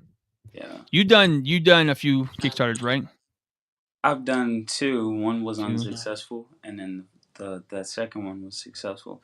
But I had so much anxiety dealing with Kickstarter that Mhm. I stopped. I left it alone. I figured maybe there are other ways to get my book out there rather than Kickstarter. Like that can't be the end goal. You know, I see all these big Kickstarters, but I think people that can garner those people. I've done it before, but it's just for me personally, it's kind of nerve wracking. It's kind of nerve wracking, but you know, maybe I should push myself into doing another one just because I'm afraid to. Like usually when you're scared scared to do certain things, it's probably because you need to do those things. But congratulate you and kudos to you for doing your first Kickstarter. Yeah, this is my first one. Okay, So, okay, yeah. yeah, So so you did it twice, right? The first time you didn't meet your goal, but the second time you did you what did you learn the first time you did it so to the second time? yeah, so the first time I had a goal that I shot too high for, Mhm. and I was very ambitious that I was going to reach that goal, but I also had to realize like, you know, I have to have a realistic goal. So my first goal was like 6,000, and Mhm. I ended up making 2,000, which was great. But I just didn't have a realistic goal set for myself, and I also don't think I built up the hype that I uh, that I should have. Which I felt like in my mind when I was going through the steps, like I contacted the news and I had all these people like supporting me and stuff like that, and I was really pushing for it. But yeah, no, I just wasn't able to reach that goal, so it kind of discouraged me. But I realized maybe if I just lowered it, maybe if I have a realistic goal, I could reach it. And then that's when I reached it. When I said that I made 2,000, so in my mind I was like, all right, maybe I can make 2,000 again. And I made it eventually, and Okay. that's kind of how that happened. But Yeah, I feel that. Like, I mean, with this one, yeah, I did the same thing. Like, I kind of when I do things, I kind of like look at the landscape of how everything is in the mhm, totality, and then I'm like, okay, all right, so what are other people doing that I'm kind of aiming for, and then when mhm, I start doing that, I kind of say, okay, where like the highest of that peak is, and then what's the lowest, and yeah, then once I figured that out, okay, I was like, all right, well, so what to build up the hype, that was a big thing. So like, I mean, the news is cool, but I don't think people who watch the news necessarily um know how to work go social to media. yeah, or on the internet, because it's mostly like an older group. But since Yeah. like um with my Kickstarter, I mean, I just pretty much I'm utilizing my Instagram and my YouTube, and so since I've been building my YouTube up, I Mhm, think that crowd hopefully will translate over to the Kickstarter and the Instagram as well. And so I think I've been doing all the reels. Like you see me, posting all those reels every day. I have one set pretty much to post. I have a video dropping tomorrow, and on the video I'm promoting the Kickstarter also. So mhm. I'm hoping that that will help. Um, and I mean, I don't have a high goal either. $1,500 I think is doable, and hopefully I can reach the stretch goals. I think I can make me $2,000. That's that ideally. You know what I'm saying? I definitely feel you on the nerve wracking stuff. I'm like, damn, like I'm only making this much today, but I'm like, okay, well, this is my first Kickstarter. I don't have like a huge audience of buyers for my comics yet. You know what I'm saying? Like I have people who like my Kickstarter, I mean my YouTube, my Instagram stuff, and people who like my YouTube, but it's not like all correlated yet to like comics. And that's like my ultimate goal with doing all this social media stuff for people who like my comics. But so I mean I'm doing it right now. I'm in the like obviously I just started this morning. So like Yeah, it's not like you got 30 days. That's what I was I'm like telling myself like, oh, I have 30 days to reach the goal. Like I don't have to like get like some people they're lucky or like they've cultivated audience or like a long enough, a trust in the people who back their campaigns to where they're gonna be funded in the first day. I Yeah. was talking to some people and they're like, "Oh, put it at 500, put it at 500." Like that, and I was like, "No, I don't want to do that because if I just get $500, that's not gonna be enough to what I want." You know what I'm saying? Like, so whatever. But yeah, so that's kind of like what I'm thinking. My process right now, just kind of like going day by day, just trying to hopefully get a new Chop one or away two at it. backers a day. Yeah, Yeah. yeah. I'd say like all the content that you have on Instagram Reels and the stuff where you have like the camera behind the back and like edit it like really nicely. Those videos I feel like would do really well on TikTok. They're short formatted, and if you was to bring that stuff to TikTok and just say, "Hey, I got a Kickstarter for my new comic," like I think you'd probably be surprised that a lot of people from Kickstarter, no, not Kickstarter, from TikTok will translate into your Kickstarter too. I mean, I get a lot of support from people on TikTok as is. That's kind of how I built up my community with creators and even people that have joined Radical just from TikTok. So, I mean, it's a valuable tool. It's just you can't let it intimidate you because of like you worrying about going viral and the virality of it all because Mhm. that's something I struggle with too. Is just like keeping that consistency and trying to reach the people that I want to reach. But there's also paid ads like what you've been using on Instagram, like paid ads and advertisement and stuff. So Yeah, yeah. I did the paid ad before the campaign went live just to test it out. I did it for like a week. I'm probably gonna do it again. I'm just gonna wait till I get like, hopefully, if I get my funding goal within like the first you know like 2-3 weeks, those last couple weeks I'll probably do that because then like obviously the money's whatever, so I won't yeah, have to worry about like overshooting my budget and it doesn't even amount to what I need. So I have like things in my mind already that I'm gonna like roll out once I hit the funding goal, as long as I'm able to do it with the like a necessary time frame. You know what I'm saying? hmm Like so I was like, I have like little things that I'm planning on doing and announcing once, not that aren't like just a stretch goal related, but just like things that I think that would help bring the hype up that I've just been thinking about. But I mean, yeah, TikTok, I've been thinking about it. I just, I already dedicated a lot of time to like YouTube as is, and like I don't want to keep like delineating my time away from like working on comics. You know what I'm saying? Like I think I found a good schedule with work and the family stuff, and then being able to put out a video like 1 or 2 videos a month, and then still able to knock out a comic or pages, weekly or daily and stuff like that. So I you gotta know, get that scheduling like you, man. I'm just all over the place. I think for me, like scheduling would be great. I don't know why, but for me, I have a hard time like dealing with schedules because I think if anything is scheduled, it just messes with my creative flow. Like if I want to work, based off of how I'm feeling, I don't wanna like force myself and lock myself in to do something at a particular time mhm. because I feel like I dread it. But it's like if I'm very, what's the word, spontaneous, then it kind of keeps my creative flow going. But I think with the schedule, I probably do a lot better. But no, that's dope though that you know you're able to separate that time for your family and for work, and then also your YouTube and your comic. Because I was wondering like how do you balance it all? Like Yeah. So I mean, I think because like I started getting back into drawing around like the pandemic, like right like 2021, and you know my wife was pregnant right at that time, or like I think she was pregnant like around the same time, like right, she was pregnant too. So like I was realizing, once I had my son, and I was like, okay, I got to figure out when like what is a good time for me to have my creative time yeah, without being interrupted. So like if I'm like, oh, I want to, these 2 hours I want to go and freaking draw. Okay, you only got 2 hours, but that might not be a solid 2 hours because kids are all the place. You know what, you don't want to get interrupted. And like once I get in my flow state, I don't want to like stop. So I realized, okay, the best time for me is when everybody's knocked out, like right now, like between like 8, 9, depending on what time the kids go to bed, and then time with my wife. After that, from 10, like on the weekends, it would be like 9 o'clock to whatever, you know what I'm saying? Like I'll try to cut myself out like 1 or 2 in the morning. And then luckily, like I have little kids, so I'm able to take a nap in the middle of the day because they'll go to sleep. So I'm able to take a nap with one of my kids or whatever. So that saved me a lot, especially when they're really a lot younger.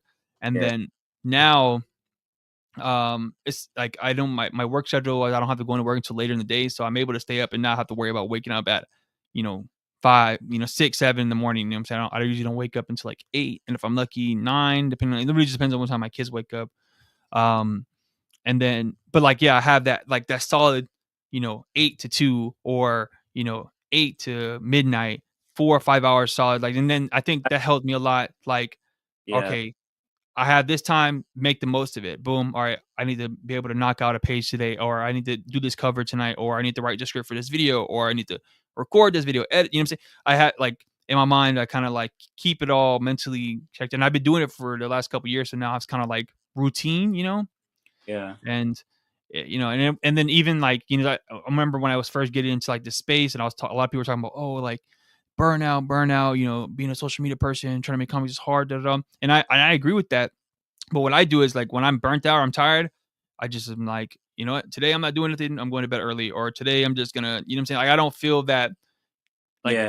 I'm gonna create when I want to create. And if I want to take a break, I'm gonna take a break. And I'm not gonna feel guilty about it, which I feel like a lot of artists, especially like, people who are Yeah. younger or who have like this ambition of like, I need to be the next greatest thing, kind of get. Whereas like I don't have that because, and this might be me speaking from a place of privilege because I have a good job, I'm married, like I have like the things that I need like in my outside of my creative life that kind of like Like are give you the foundationally done. So now I just kind of have the time to like do my shit. Where like because you just graduated, right? College? no, I actually didn't. I didn't finish. Oh, you finished yet? Or no? Yeah. No, but I am working, but Hmm. it's really a part time job. So I'm just trying to get my bearings right now, like Yeah, for that. I just started this new course, it's a social media marketing course, with Google, and I'm trying to see things through and try different things while I, you know, um, see how far I can take this comic stuff. So, it's definitely a journey right now. Like Hmm.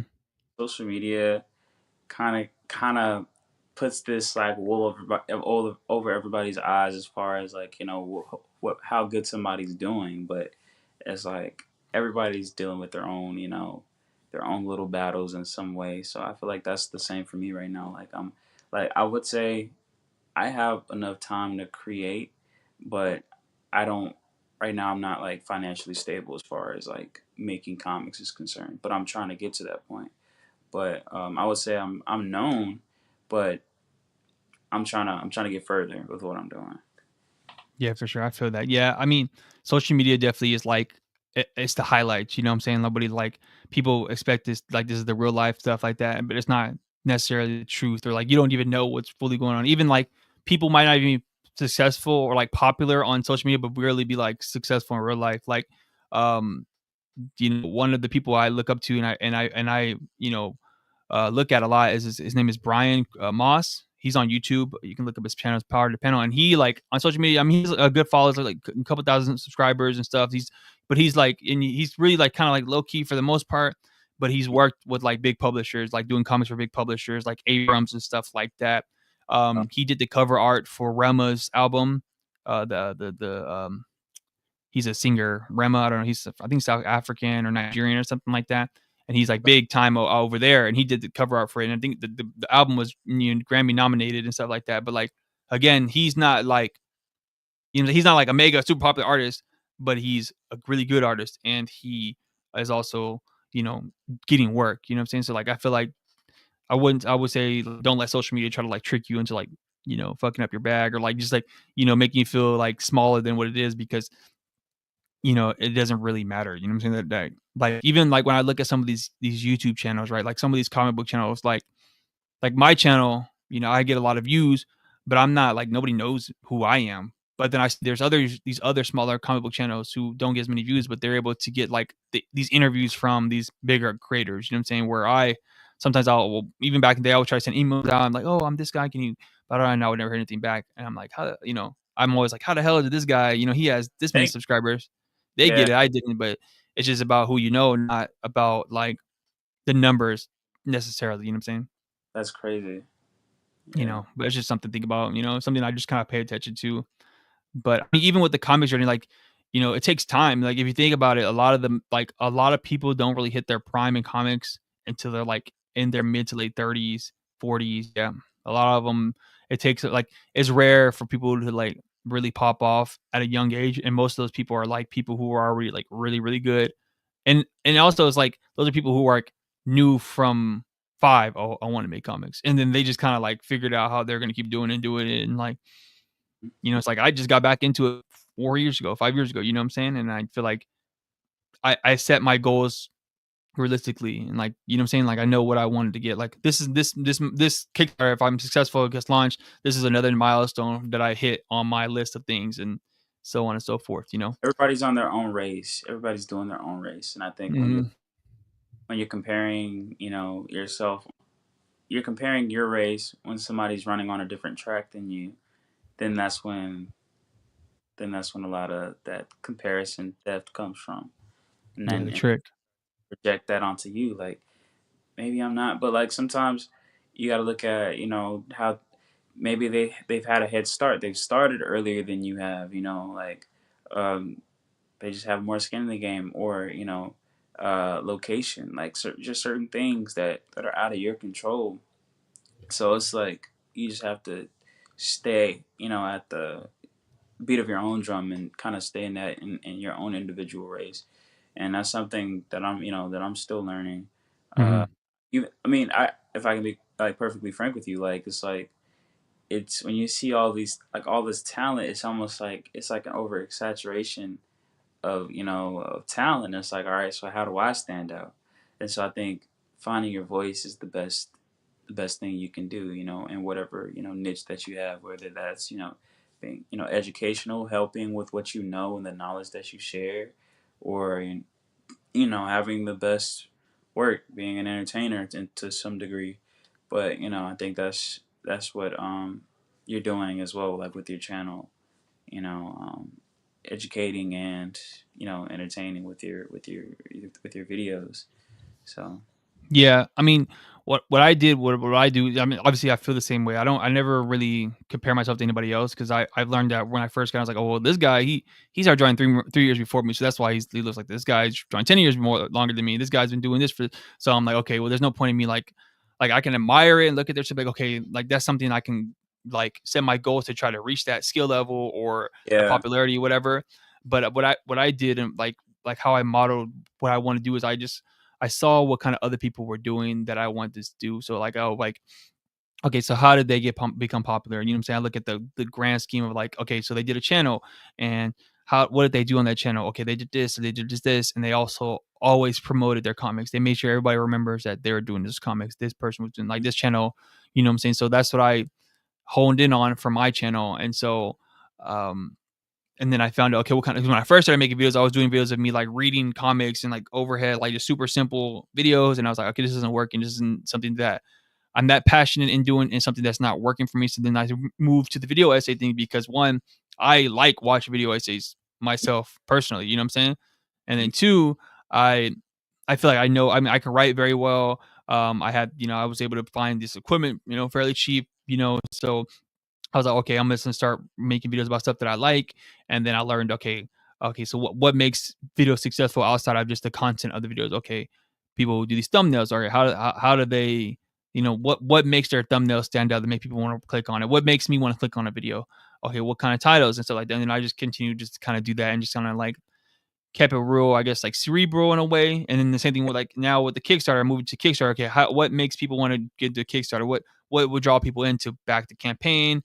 What do people like on Kickstarter? What's too much, too many goals, not enough goals? How many add-ons do I need? What my goal? Like we were talking about the goal setting and stuff like that.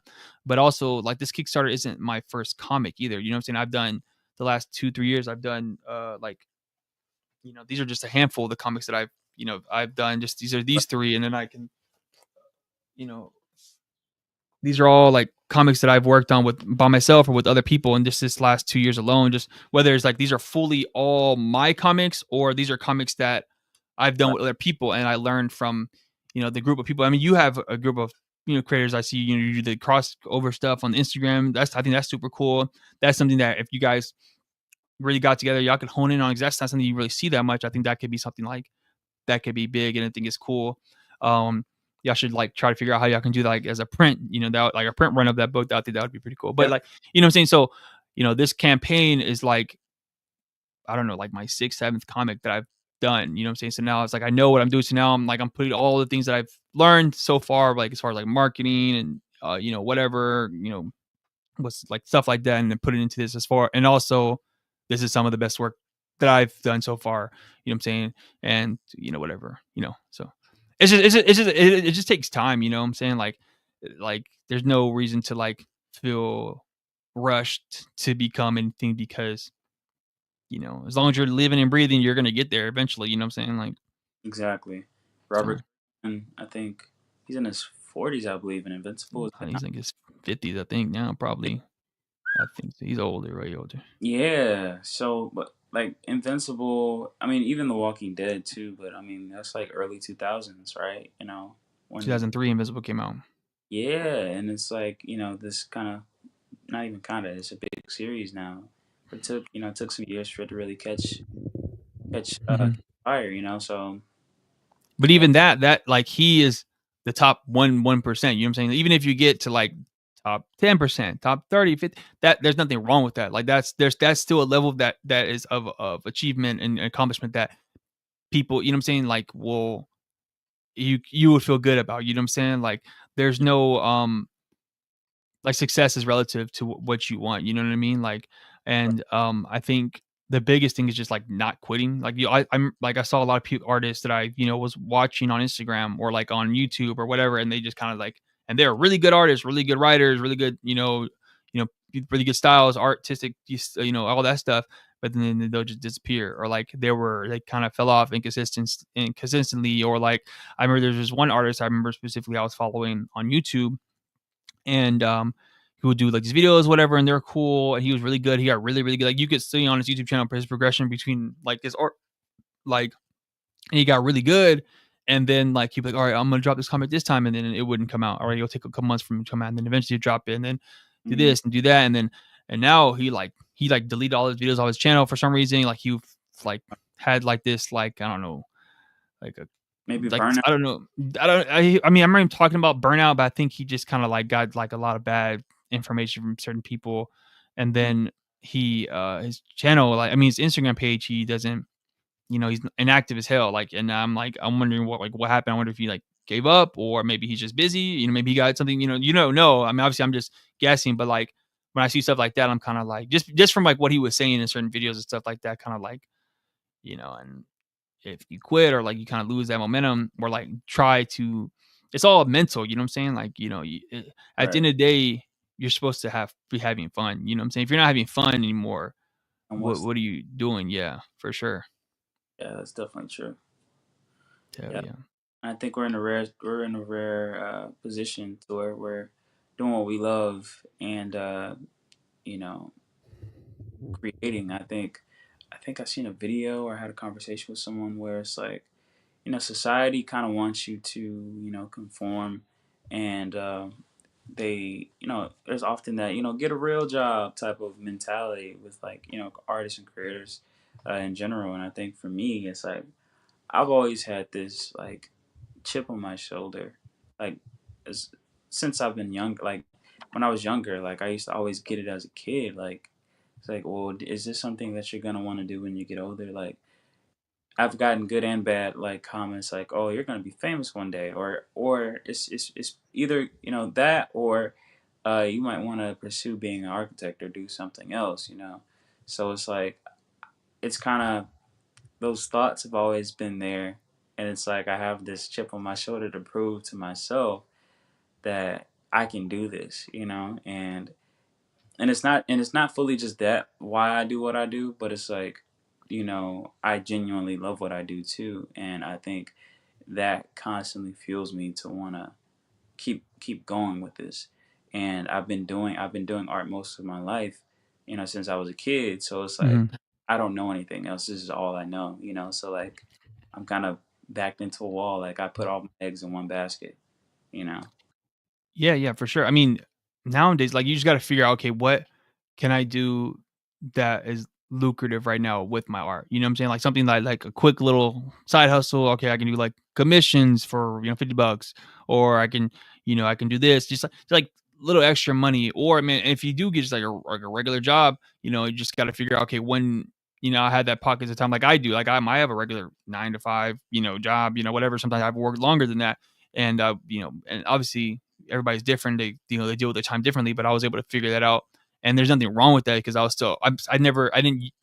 didn't use my job to help, to like negate all the things that I want to do. You know what I'm saying? The fun shit that I like enjoy in life and whatever. You know what I'm saying? Like if you work hard on whatever, you're saying you should want to like do stuff that you enjoy, and not let it like ruin your time or whatever. And I mean, but like I said, like if you can find things to like if you learn like certain, because being an artist is a skill still, like what I'm saying, if you learn how to do graphic designs and stuff like that, people are looking for that type of stuff. You know what I'm saying? Like even though like people talk about like, oh, AI, but like if AI can't replicate like uniqueness right now, what I'm saying, it can't do any of that type of stuff. So obviously Yeah. people using AI, but you could tell, and it just kind of looks like trash for the most part. You know what I'm saying? So like, if you can learn how to do that stuff, or even like teach, making comics and stuff like that, not just teaching how to make comics, but like the boring stuff, like how to get it to the printer, do the scaling. Like you can be like, oh, I'll do this for your comic. I can get it to the right size to send it to the printer. I can teach, what I'm saying, stuff like that.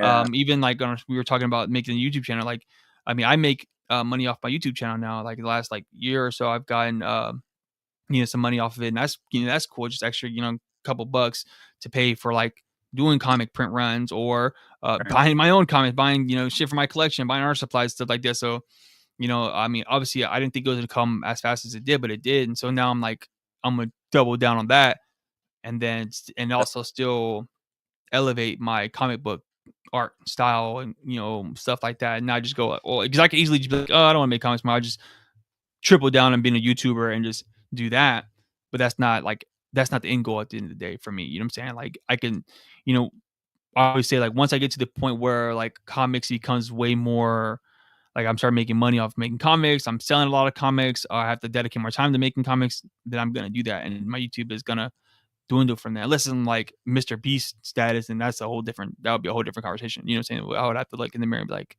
there's too much money I'm gonna leave behind, but Who would you say is the equivalent of like a Mr. Beast but in comic book, like in the comic book industry, or just like in terms of like YouTube, like like the biggest comic book artist that does YouTube?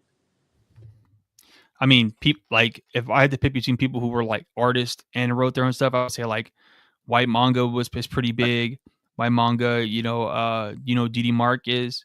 D.D. Mark, he sounds familiar. I don't think He I've. did YouTube, but he's not really active that much anymore. But those two guys, shit. I mean, there's obviously there's a lot of pros who are like actually like published to like Image and that do YouTube, like Daniel Warren Johnson. I don't know if you know who that is. Mm, He does a lot of stuff for Image. He did a few comics for DC and Marvel. He's really big time. He just did the Transformers comic. He's right. writing and drew it. So but he before he was doing his YouTube channel and stuff like that. But he was already a professional before he started his channel. Oh, Um, shit, man. I mean, but I would say like there's not a Mr. Beast level because comics isn't that like there's not that much money as far as just like social media value and entertainment, but there is money. People like, I mean, there's people who are just like made comic like Corey Kenshin. You know who Corey yeah. Kenshin is. He He, made his manga. He wrote it. Hmm? everybody knows who Corey is. Yeah. Yeah, yeah. I mean, I didn't even know who he was until you started making manga. Wow. Honestly, Oh, yeah, really? I know. Yeah, but I never like because I don't play video games, so I never really got into his content until like the last like 2-3 years. But he wrote a manga, and there's a lot of people who do that now. Like I made a video about this about like there's people who are YouTubers who just decide to make comics and they do really well. I mean, Yeah. even like we were talking about the Ripperverse guy. Yeah. But I mean, he used politics though to kind of like help boost himself. But like, regardless of what he did, like he still like that's the model that I'm trying to follow. Like, not the shit he talks about, but like what he did. Like, I made Yeah. a YouTube channel. I got it super popping, and then I made a product, which was my comic, and I sold it to hella people. That's what I want to do. But I want to be the person. I don't want to just write a comic and hire people to fucking do it for me. I'm gonna make my. I want to be the writer and artist. So like, White Manga is probably like the best thing that closest thing I could think of, because he has like 500,000 subscribers. He actually writes and draws his own shit. He's worked. He like his comic is it sells well. Like Apple Black is, you know what I'm saying? Like he in one video he said he made his money back off of his royalty check or his whatever payment they gave you up front for it. So he sold like a couple hundred copies already of it, which is really good. Like if you think about it in the grand scheme of things, like most books in general aren't selling millions of books. You know what I'm saying? There aren't every book's a best time seller, but if I was able to get published to whatever Image and I sold 1,000 copies of a book, I'm like, shit, I sold 1,000. You know what I'm saying? Like a lot of units. You know what I'm saying? So he's able to do that with not even with the big imprint, like his own the Saturday AM, his own shit, his own imprint. You know what I'm saying? He did that with just being able to build up that audience on YouTube for the last like 15 years. Or he's been on YouTube forever. So Yeah, I've seen he a lot has 5 books. You know what I'm saying? So yeah, him, and then DD Mark was probably the newest version of what he did. Essentially, like he made a bunch of videos on YouTube, like tutorial videos of him just talking and shit. And then he, Manga Plus, that Okay. app, like there's like people can post their own shit, kind of like webtoons, but for manga. Yeah. He posted his comic on there, and he went like super viral. Like his comic is like one of the most popular comics on there. Like he has like 12 chapters on there, and all of them have like millions of views. And then he was able to get a deal. He got his first 2 books. I think I have it here. Published through Dark Horse. Oh, that's sick. I don't know if you've seen this around. It's called Ruthless Render. Never seen that before. That's cool. Yeah, he has the first 2 volumes through Dark Horse, and literally he made the book. You can read it for free on the Manga Plus. Like every single chapter. It's like he's like really really good. Like, oh, that's sick. Yeah, he's really good. His writing is like okay. Like he definitely takes heavy influence from like Chainsaw Man, Dandadan, and stuff like that. Those manga, but like he's still good as hell, so it doesn't matter. Like he was able to do that. And, like that's like another like lane. I feel like those are 2 new lanes that are new for like building up a platform on a social media platform, whether it's like Instagram, Facebook, TikTok. You know what I'm saying? Like I know you were talking about TikTok. Like there was one guy on TikTok was like Brandon Chen. He's like a writer. Okay. I'm not too familiar with his work. I have to look A lot him of up. like webtoons and manga, and he got popping off of TikTok doing like videos of him talking about like his characters and like the stories he writes and stuff like that. And he got a deal with Voice Me, I think it is, or something like that. It's like a web online company. And he got popular just doing that. So Nice. I mean, there's a lot of lanes you can like, you know what I'm saying? It's not just like, oh, I gotta go to a convention and show off my portfolio and hopefully an editor's there, and like it's not that no more. Like I go to conventions and I like show off my artwork, but not expecting anything out of it. More just kind of like to get feedback and kind of like, just people to see it and see what they say about it and like things. But that's it. Like I want to do what they're doing. Like I don't want to have to like go to Image or go to somebody else. Like if I do, or if I'm able to, that's cool. But like I want to be able to just like, boom, I'm on YouTube. Yeah, I'm on YouTube here. Like I just dropped this comic. Boom, everybody goes and buys it. You know what I'm saying? Like, or here's a pre-sale. It's up on my website. And then kind of like I don't even want to have to use Kickstarter. I want to just be able to drop it on my website. Here's the pre-launch. Here's the pre-order. Everybody go pre-order, and then just buy the website. Yeah, that's that's like my long-term goal. So maybe like next 5 years, something like that. Yeah. I can just build up like I've been building my mailing list. That's an important thing that people don't talk about. Like on my website, like I have, at the beginning of the year, I had like 50 people. I have 150 people now. Do you use Wix for your website? Yeah, but you've been using it for a couple years. I'm still trying to figure out the mailing list thing for my website. So yeah, I don't know if you. I mean, I don't know if you have the. Because I have the subscription, so I pay for the website, so you can get access to all that. If you don't, if you didn't get the free one, I don't know if you get the mailing list. But like, okay, yeah, I think. You might not get, but you can use MailChimp, I think, or even like Substack, and I think those are free to use. And those are good ways to build a mailing list without actually having to like pay for anything. I don't think, and I think. For Substack, you can get a subscription. It's kind of like Patreon, but it's for like writing. But I think you can still use it as like for comics or whatever. People do it like just like so many different lanes people just don't explore. But the biggest thing is kind of just like honing in on that platform and figuring out what people are into, and then doing that yourself and innovating it and for your own unique thing. You know what I'm saying? Your own way. Yeah, like a friend of mine, Michael Matlock.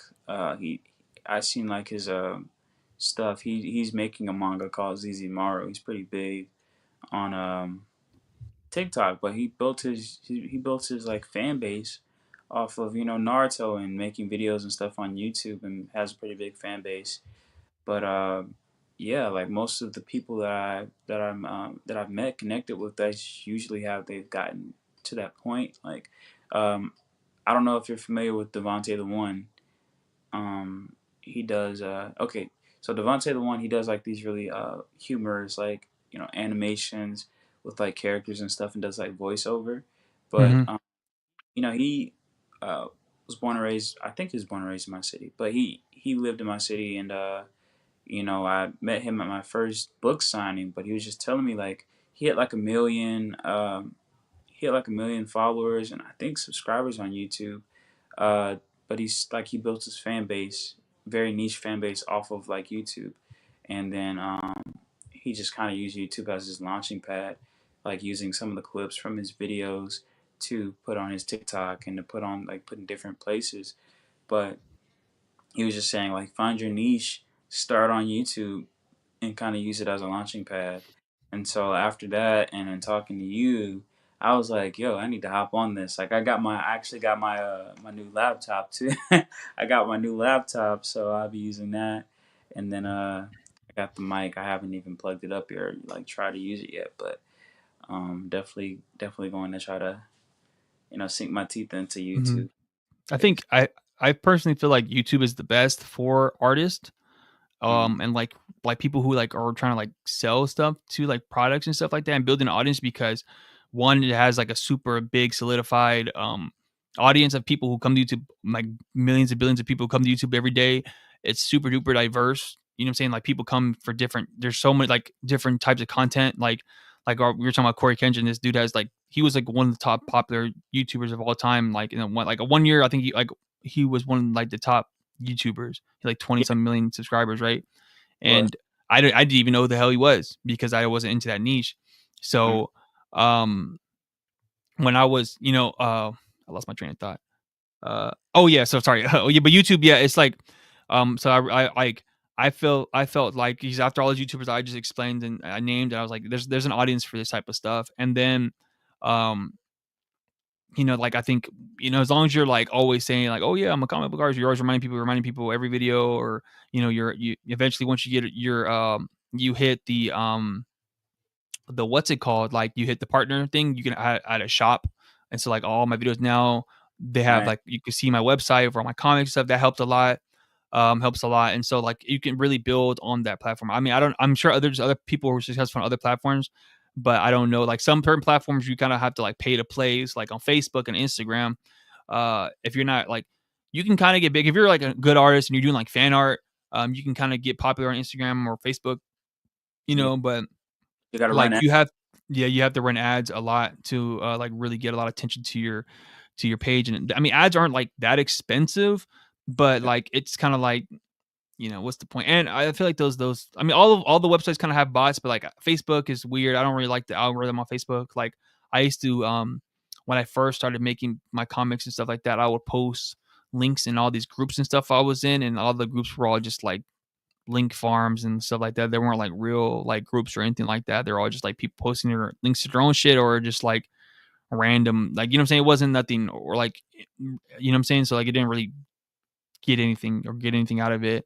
And then Instagram, like I said, I feel like Instagram, unless you're doing like fan art, like of like popular characters or whatever, or like the newest popular character, you're not really gonna get like a strong fan base. And then, you know what I'm saying? Like you have to think about, okay, what is the conversion rate? Like, okay, I have 10,000 subscribers. Okay, how many of these people am I going to be able to get to buy my shit? Or not even buy my shit, just even get to my website.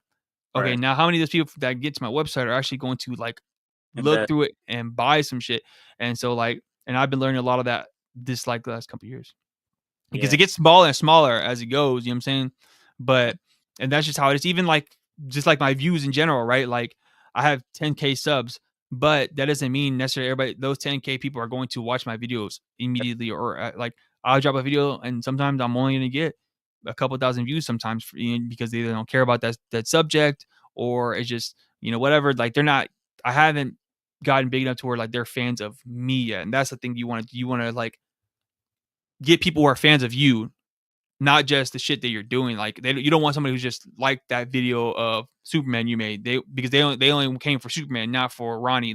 You want them to come for Ronnie. So every time Ronnie drops a video, they're here for Ronnie's. And that's what I'm trying to do. Every time they're just coming to watch because they like I built a trust that I'm dropping good content or whatever the fuck. And whatever. And I mean, it still takes a long time. And 10,000 subscribers is cool, but it's not like, you know what I'm saying? Like, it's not that cool if nothing's coming out of it yet. You know what I'm saying? It's cool. Don't downplay yourself. Oh, I'm not. No. I'm like, bro. When I saw that shit, I was hyped. Bro, I was hyped when I got my first 1,000, and I was just like, dude, like it just kept going up and up. Like when I dropped that Black Paradox video, I don't know if you saw the Super Paradox video. That video, Black superhero.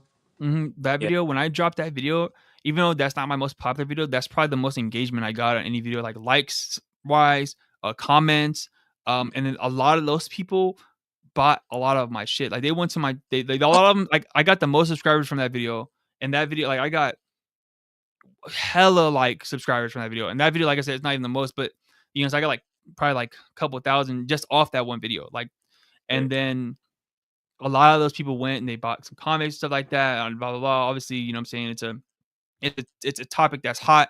It's a topic that people like want to talk about, and like especially what I'm saying, stuff like that. And I mean, I don't want to do a lot of that type of stuff because I don't want that to be like my channel. Because also I got a lot of people who like, like I don't want to make a channel where I have like people hella arguing and stuff all the time. You know what I'm saying? Like I don't want to do that. Like that shit's like just it's weird and it's annoying. It's like Exactly. Yeah. But it's interesting though that I was able to like get a lot of people because obviously people they felt what I was saying and stuff like that. And I mean, I definitely plan on rolling back onto that topic eventually and like a more different like because it's such a loaded big topic and you know what I'm saying, but It is a lot to talk about. Oh yeah, man. But yeah, man. I definitely do plan on supporting that Kickstarter once that check hits. I definitely. I would appreciate it. But yeah, let's what were you gonna say? Oh no, I was just saying I definitely wanted to support your Kickstarter because it's a big thing, like especially with it being your first Kickstarter. Yeah, for sure. So before I let you go, I'm gonna plug in. So just tell everybody about yourself and like what you got going on. I'm gonna throw up your IG on the page real quick. So So I am Ronnie Creates, the founder of Radical Comics, the creator of my original character All Star. I actually just got some new copies of my first issue. So you can check this out. Radical Comics is my publication. So Radical and Comics with a K. We also have a website which is radicalcomics.com. So you can actually find.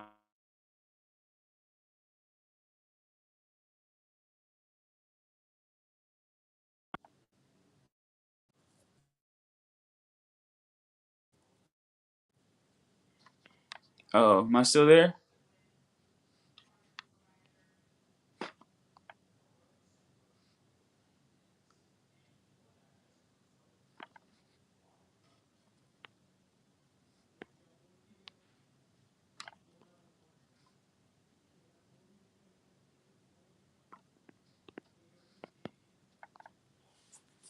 Uh-oh.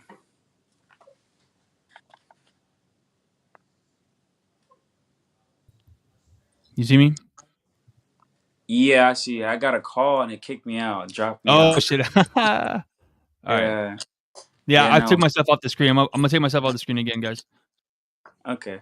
No, but yeah, so you can find me on Instagram at Radical Comics. My official Instagram for my publication is Radical Comics with the K. So that is my personal Instagram, Ronnie Creates, RONNY Creates. And that is my publication Instagram, which is Radical Comics. So you can check us out. I've got a lot of other talented creators who are also part of my collective, and they all have their own, stories that they're working on. But yeah, guys, definitely do check us out. We have a website, link in the bio. So if you want to check out any of our titles and releases, um, yeah, feel free to check us out. Yep. All right. All right, Ronnie. I appreciate you for jumping on, man. Appreciate you for having me, man. And I really hope that you reach your goal, or you get that stretch goal that you're looking for. I'll definitely be supporting once I get that check, man, because I definitely want to see what this manga is. It's a manga, right? Or is it more of a comic? I mean, it's in grade tone, so you can say it's a manga, I guess. But I Okay. mean, you know what I'm Does saying? it It's does it read from left to right or right to left? not regular American way, right to Ah, left. okay, okay. I can, that's a little too complicated to do backwards. Nah, that's all But right. oh yeah, I appreciate it. And if you ever have any more questions, or chop it up, or next time you have something coming out, but I can have you back on the stream for sure, brother. For sure, fam. For sure. I really Yeah, appreciate it. And hey, maybe we could do some type of collab in the future. I definitely love for to do sure. something as far as our work is concerned. It's just that everybody, we both kind of we're locked in with our main thing, but we could probably come up with something for Yeah, for to sure. collab. All right, man. Have a good one. All right, you too. See ya. All right, yeah. Nice. That dude's cool, man. I've been talking to him on Instagram for a couple years now. I think he was like probably one of the first people I followed when I made my art channel.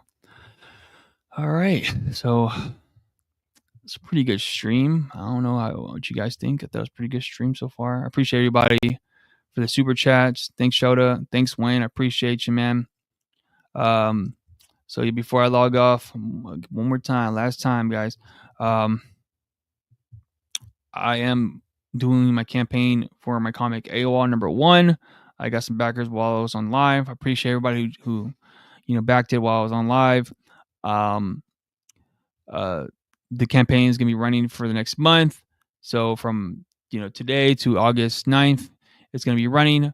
Also, Kickstarter, for those who don't know anything about Kickstarter, like they haven't used Kickstarter before, you can pledge right now and the money won't come out until until or if the goal fund the fund is met. So if or when I hit my goal, say I hit it right on the 8th, the money won't come out until like a couple of days after the campaign ends. So like you can pledge today, and even if you may or may not have the money for it, and you won't have to worry about it until probably like the 12th of August. So but here is my campaign. This is the cover. Here's some of the pages from the comic. Here's some of the cover art. So this is my cover A. From I did the line art and the design, and TDJ Comics did the colors. He's a dope colorist. Look him up on Instagram. It's really great. Jeremy Heiler did the cover. This whole cover. Super awesome artist. Brian Moss, he did this cover. Ian Cinco, he's in the chat right now, actually. He did this awesome cover also. Here are some of the rewards. So we got a digital reward. We got cover A, and everybody who gets a physical comic will get a digital copy as well. Cover B, cover C, cover D. Here's you can get cover A with the mini prints. You can get the collection of all of the covers. And you can also get original art plus the comic. So if you back this one, you'll get a page of your choice plus cover A. I also have some add-ons. My comic Tit for Tat. It is like a horror comic. It's double sized. Things like 40 something pages long. It's all me. I wrote and drew the whole thing. Troll Calls, an anthology book that I did with me and a couple other creators. It's about like internet trolls or trolls online and real. It's about like anti-bullying and stuff like that. It's a really cool comic that I worked on. And this is my bootleg Spider-Man comic. This is a double-sized, crazy comic that I worked on last year. A lot of action, a lot of fun. Really good comic. You can also pick up the mini print. So if you don't want to get it with cover A, you can get it added on with any of the other covers that are available. And here are some more pages that I have on the campaign. And here's some of the stretch goals. So my first stretch goal, if I'm able to get the $1,500 and get past that, everybody will get a sticker pack. You get all 3 of these stickers. The second stretch goal is if I get to $2,000, everybody will be able to get an early copy of issue number 2 of Awol, and that would be super dope. So essentially, you'll get 2 books for the price of 1, and then if I get to my third stretch goal, which is my art book, you'll get 3 books plus a sticker pack for the price of 1 book. So please tell everybody that you know who you think would be interested. If you yourself want to back the campaign, I would really appreciate it. Yes, and literally the whole book is already done: pencils, inks, gray tones, and lettering. Essentially, all I just need is the money for the funding for the campaign. I'll see you guys next time. I'll probably be going live sometime in the near future. I'm going to be on a bunch of other people's lives. I have a couple, things lined up. I also have a new video dropping tomorrow around noon or so. I don't know, which is going to be about Daniel Warren Johnson and stuff like that. I appreciate everybody who watched, stuck around. It's probably one of the longest lives I've done in a long time. But I appreciate everybody for sticking around. I appreciate everybody who's backed. Thanks to everybody who donated a super chat. I'll see you guys in the next time. Peace.